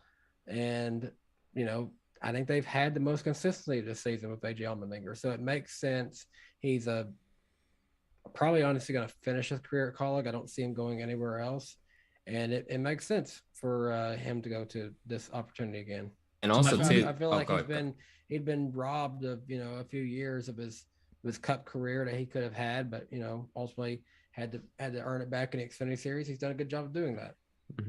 Eric? Yeah, I think I lost my train of thought. Go ahead, Darian. I'll come back. I'm sorry. Well, I was just about to say, look, when you look at that team as a whole, though, not just Cup, but in Xfinity, too, they're making some moves. Well, yeah, they got Chandler Smith in that Xfinity car now. Yeah. Got Chandler. Yeah. Chandler Smith. I have been on the Chandler Smith hype train since 2018 when he was in ARCA, the first year of my channel. I was like, yes, this kid is the real deal. And also, too, when you add more context into his decision, he had an opportunity to go to Joe Gibbs Racing in the Xfinity Series for next season, but he opted to go for Kaulig. Yeah, that was reported earlier today as well. So I was like, whoa. I was like, whoa, that was interesting too. And I'm like, well, maybe in this case, in this situation here, he will get, he will be the priority guy for Kaulig's Xfinity Series. When you look at, the way that the Toyota Racing Development Tree and Joe Gibbs Racing is done with it, it's basically just a giant meat grinder. You don't do well, you get spit out the other end, and you're screwed. It's basically like F1's Red Bull team and their driver academy as well. So you just you don't do good right away. Goodbye. You don't have any money. Goodbye.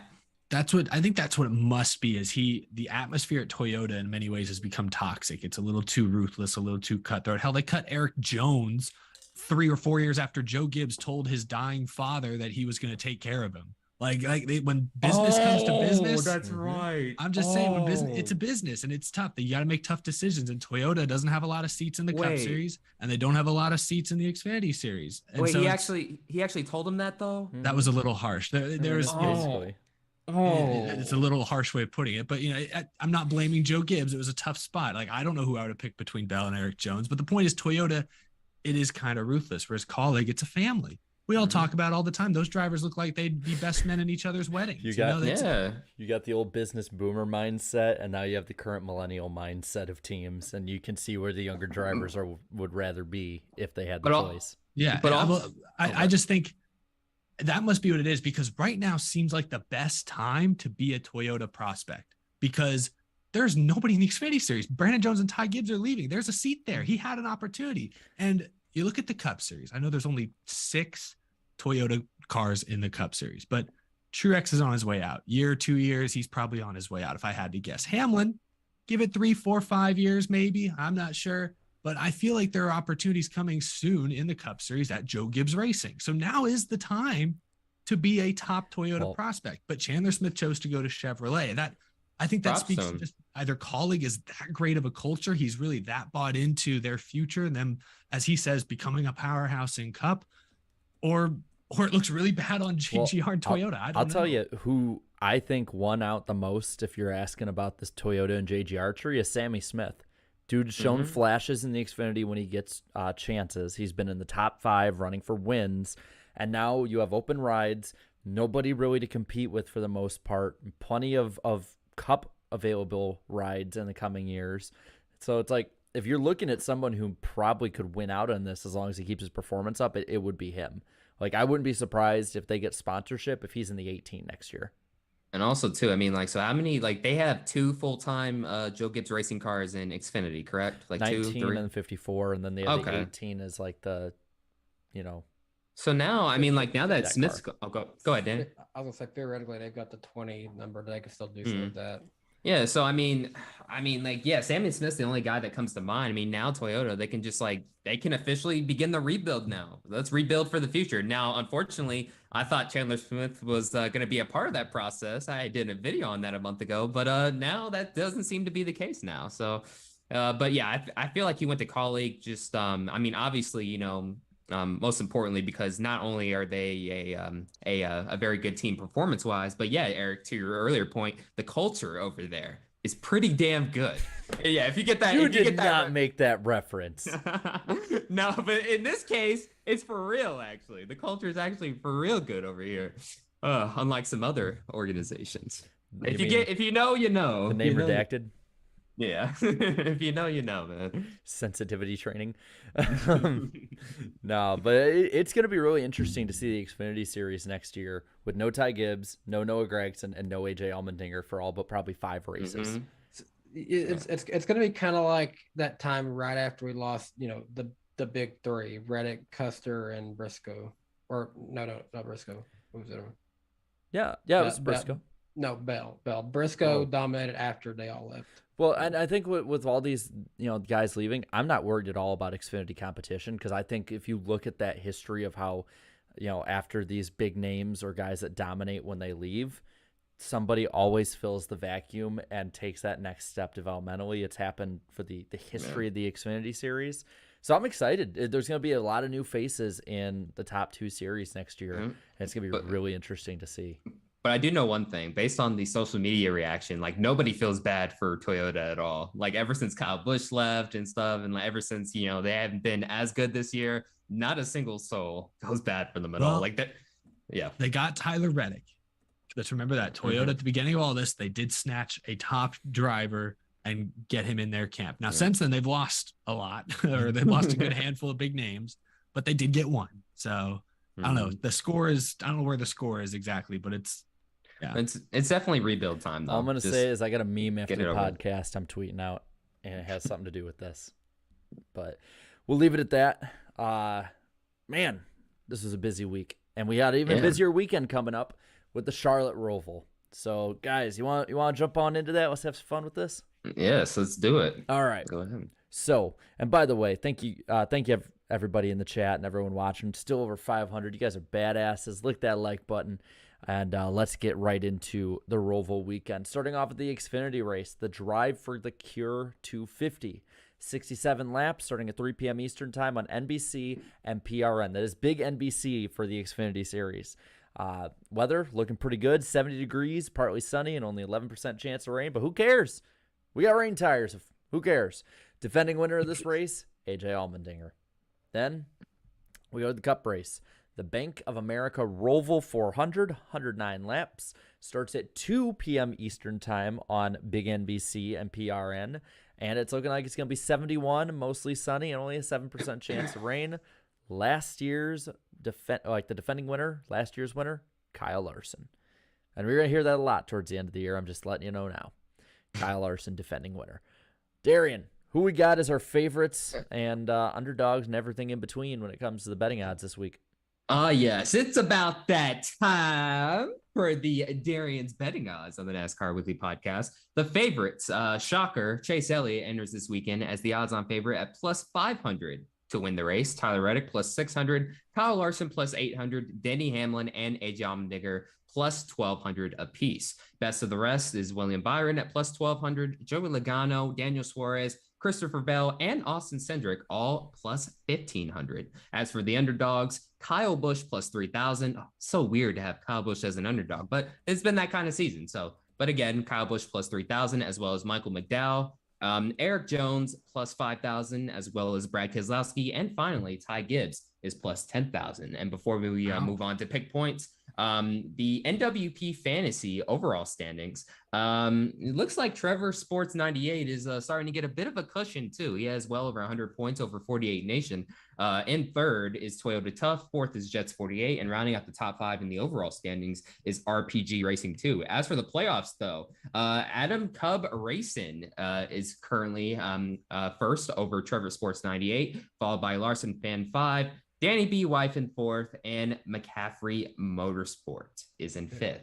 Or wait, is that McCaffrey or no? Mahaffrey Motorsport. There you go. He's in P5. Thank you. Danny B. Wife, good job. Yeah. Good job, wife. And then the You pick did good. points. I've seen people asking about the pick points. No, let's all not talk stream. about the pick No, points. we gotta. Dude, you love talking about the pick points all season.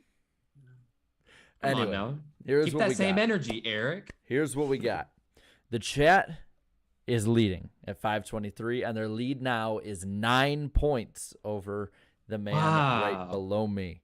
In third is the man that's diagonal from me, somewhere down there, Danny. He is minus 63. The man beside me, Darian, is minus 64.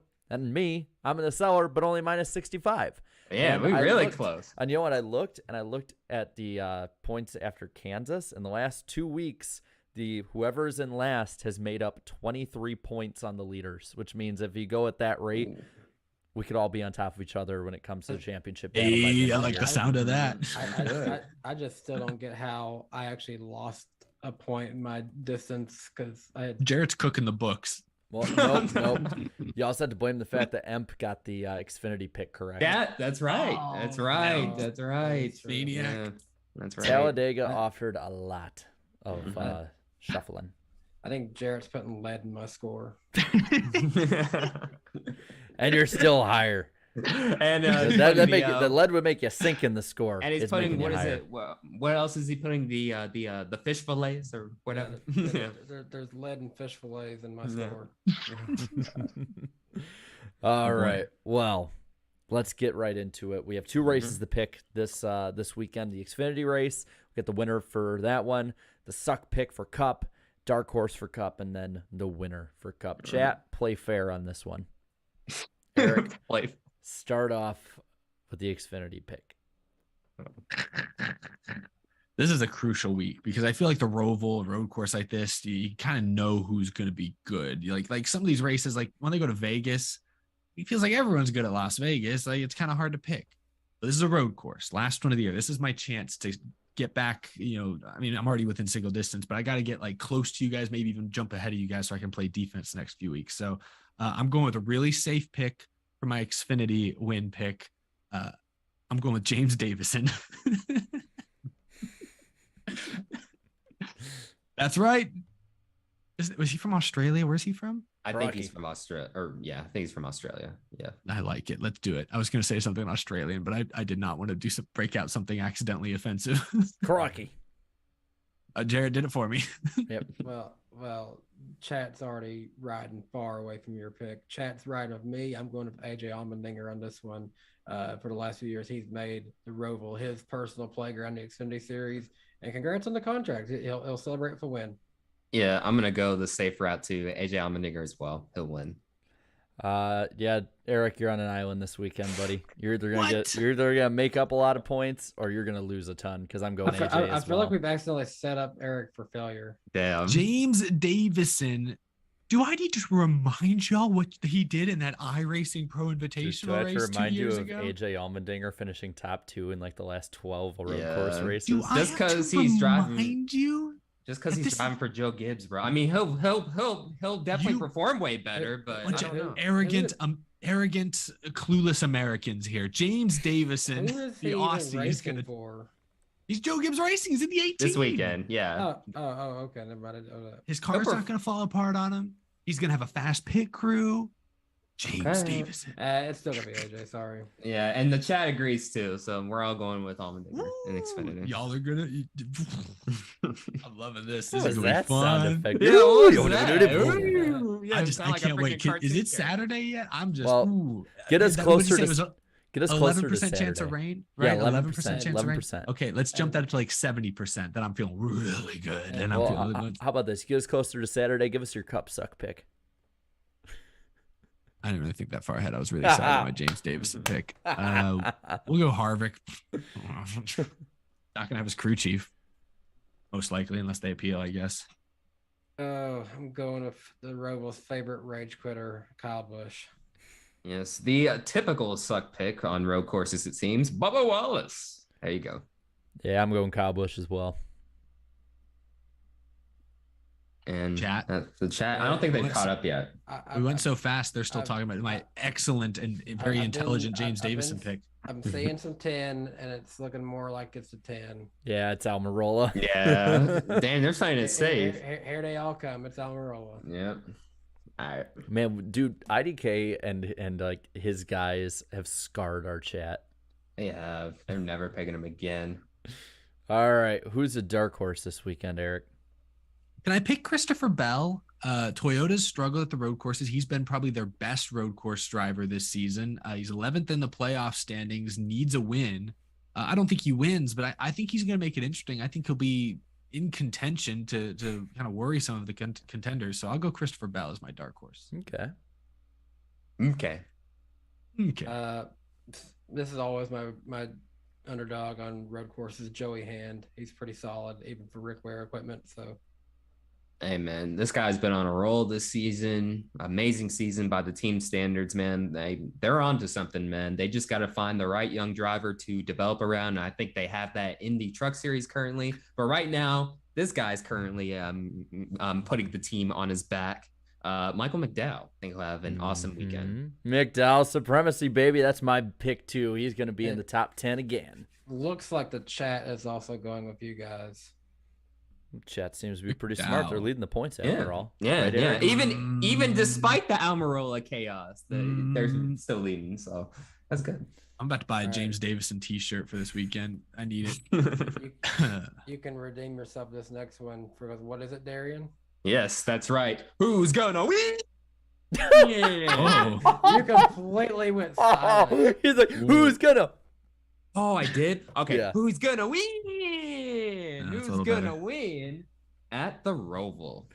Eric? All right, Chad, I'm trying to read your mind. I went way out on a limb on my first pick. I'll be honest. I'm very confident. I have the utmost confidence in James Davison. But yeah, that's a little out of left field. I'm with you there. You guys probably didn't realize he was on the entry list at first.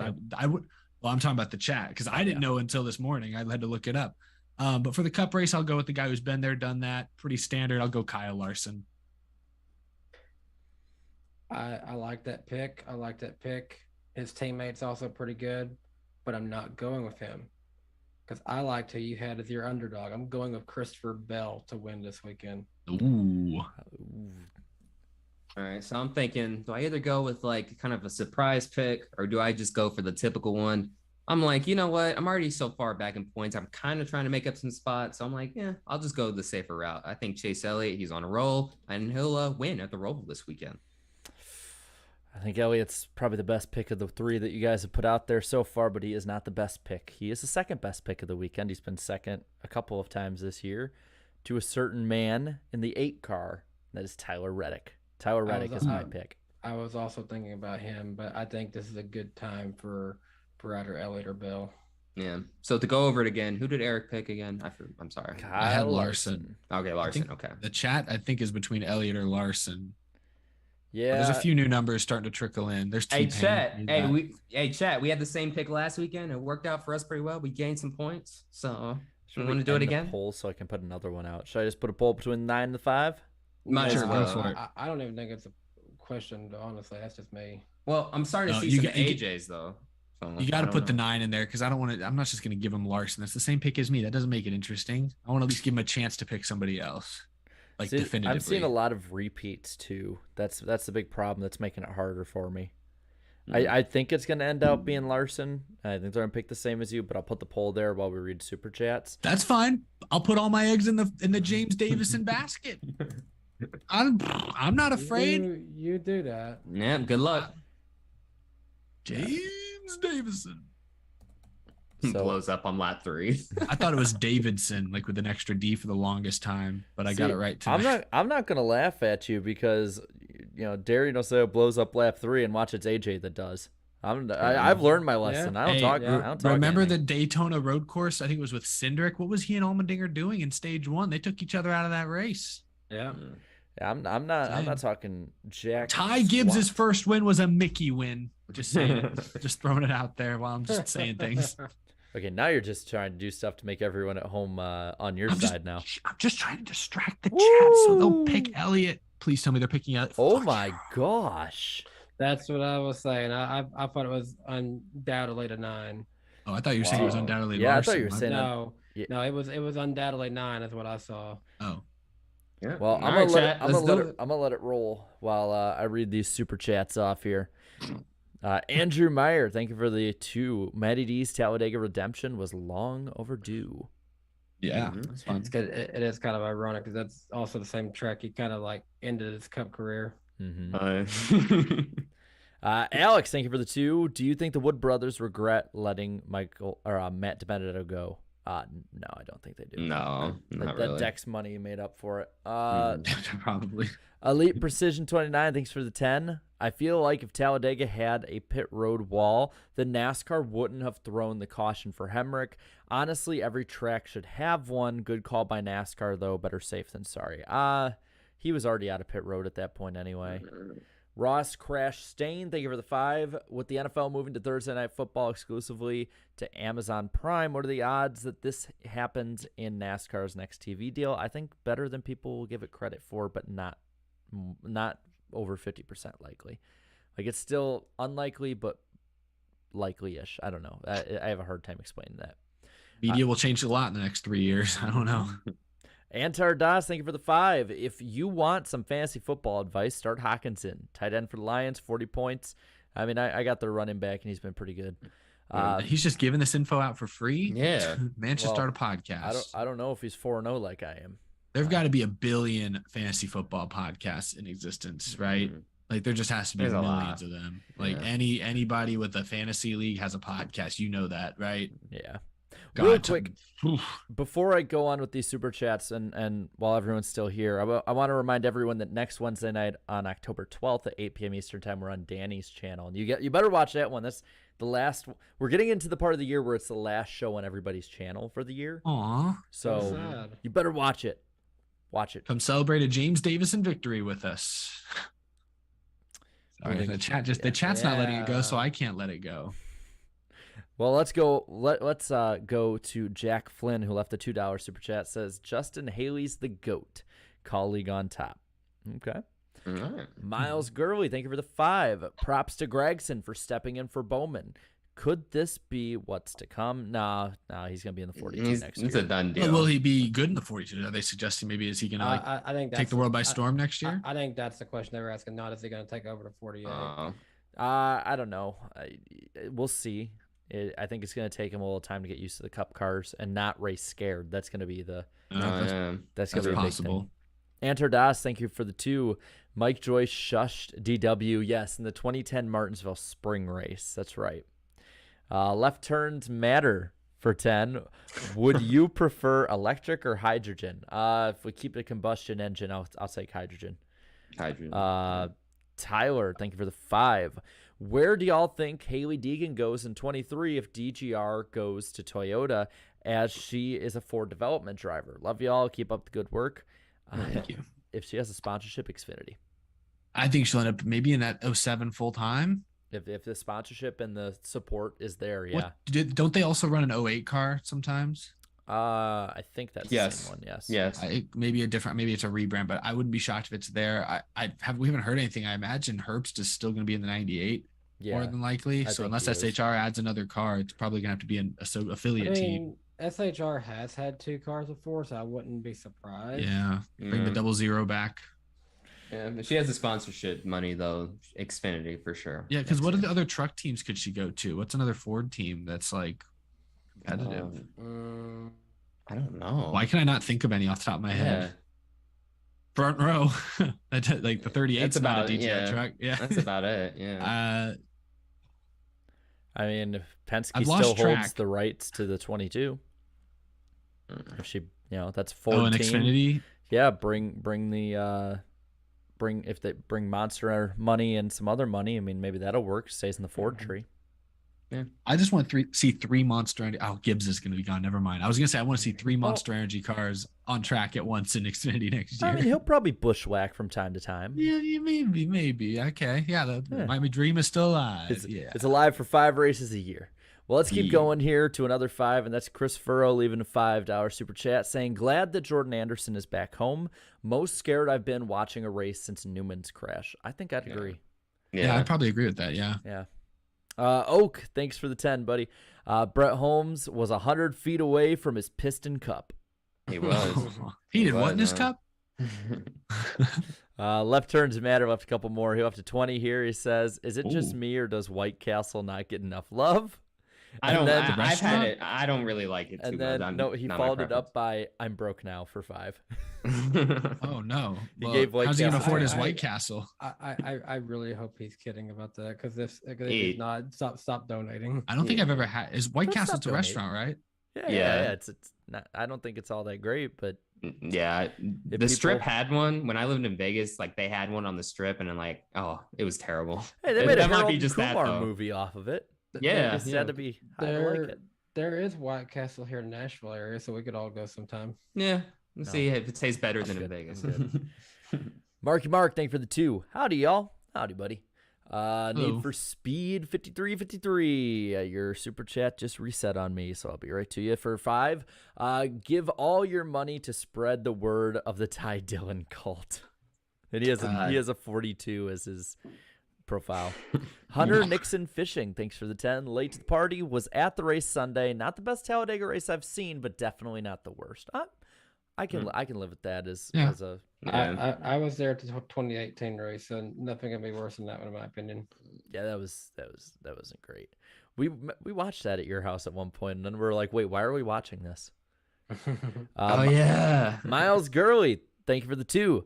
Deacon supremacy. I feel like I've started a meme that could go in a very awkward direction.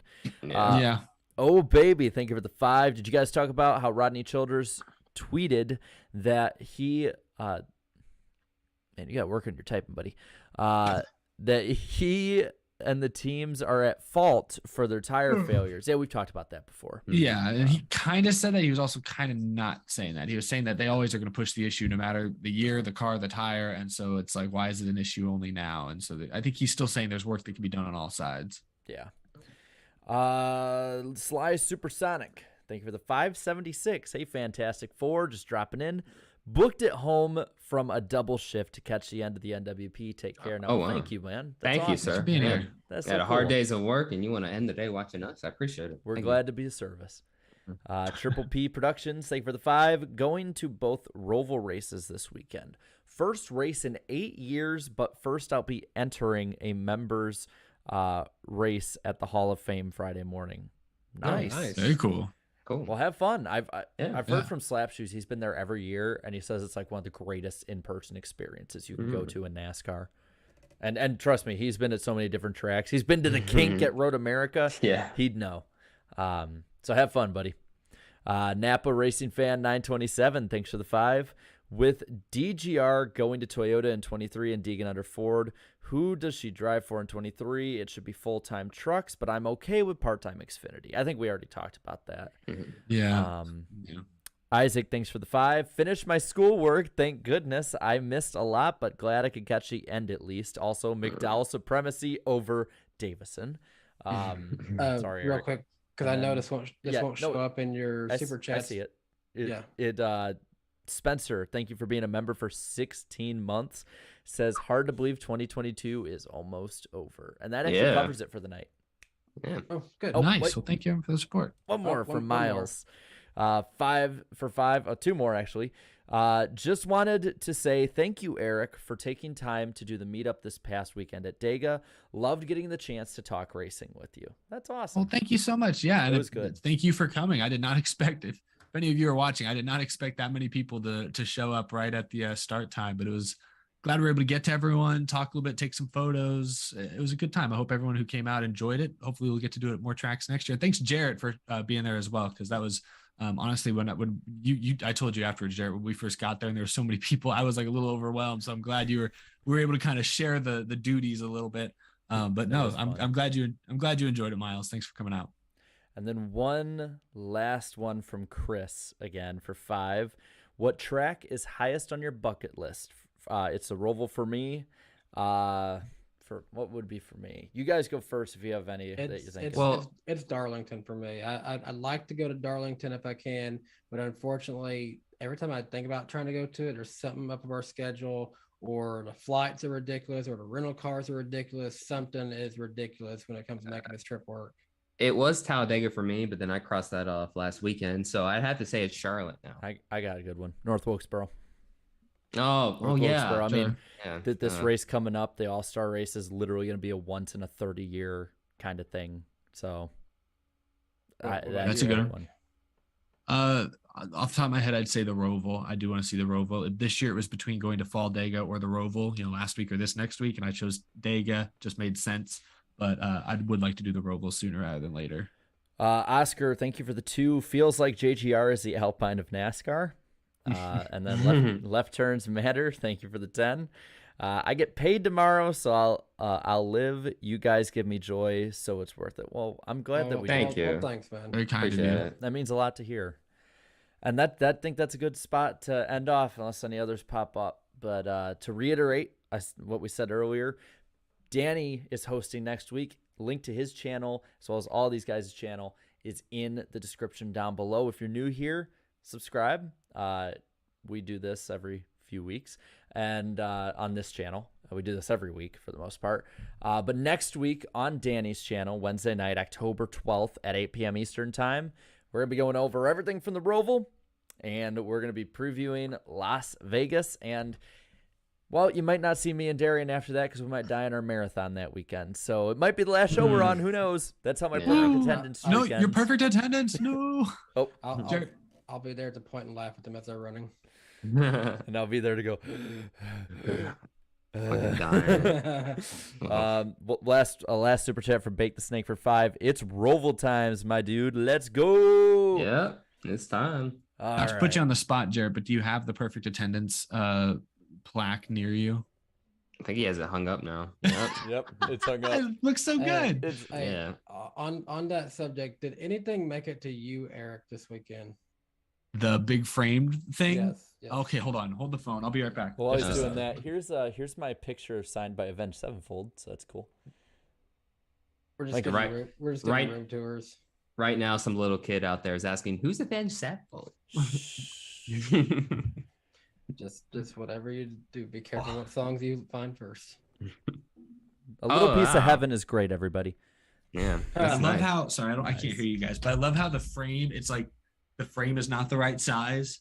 Yeah, you'll have to get a new frame, sadly. Yeah. But it's so cool. A little print of that painting from the 2013 Bristol Night Race. Thanks, Danny, for picking this up for me, and thank you, Jarrett, for transporting it across state lines. Yes, sir. All right, guys. I think we've kept these guys long enough. I think a few people need to go to bed. What do you say? We got a makeshift Dale call in here. I need to go to the bathroom again. Gosh. We don't need to know that, Darian. Yeah, why did you share that? TMI, Dude, my buddy. stomach's been hurting all day, bro. Dude, we got 5 episodes left after this, and you're giving them that to leave off a week on. Come on, man. Hey, at least It's been worse. Can be close with them. Yeah, the viewers are basically our best friends. We're like really toxic and parasocial in that respect. It's really great. All right, this is going off the rails. Outro's rolling. Bye. Green. Holy moly. Hey, yeah! This guy. Thank you! Wow! Hell yeah. Woo-hoo! Great job, man! Now we got a crash. Cars spinning left and right. Buddy, let her rip. Rain like hell, baby! Come on! Oh my god, guys! Yes! Yes! Unbelievable! You guys are the best! Yes! Oh, what a year!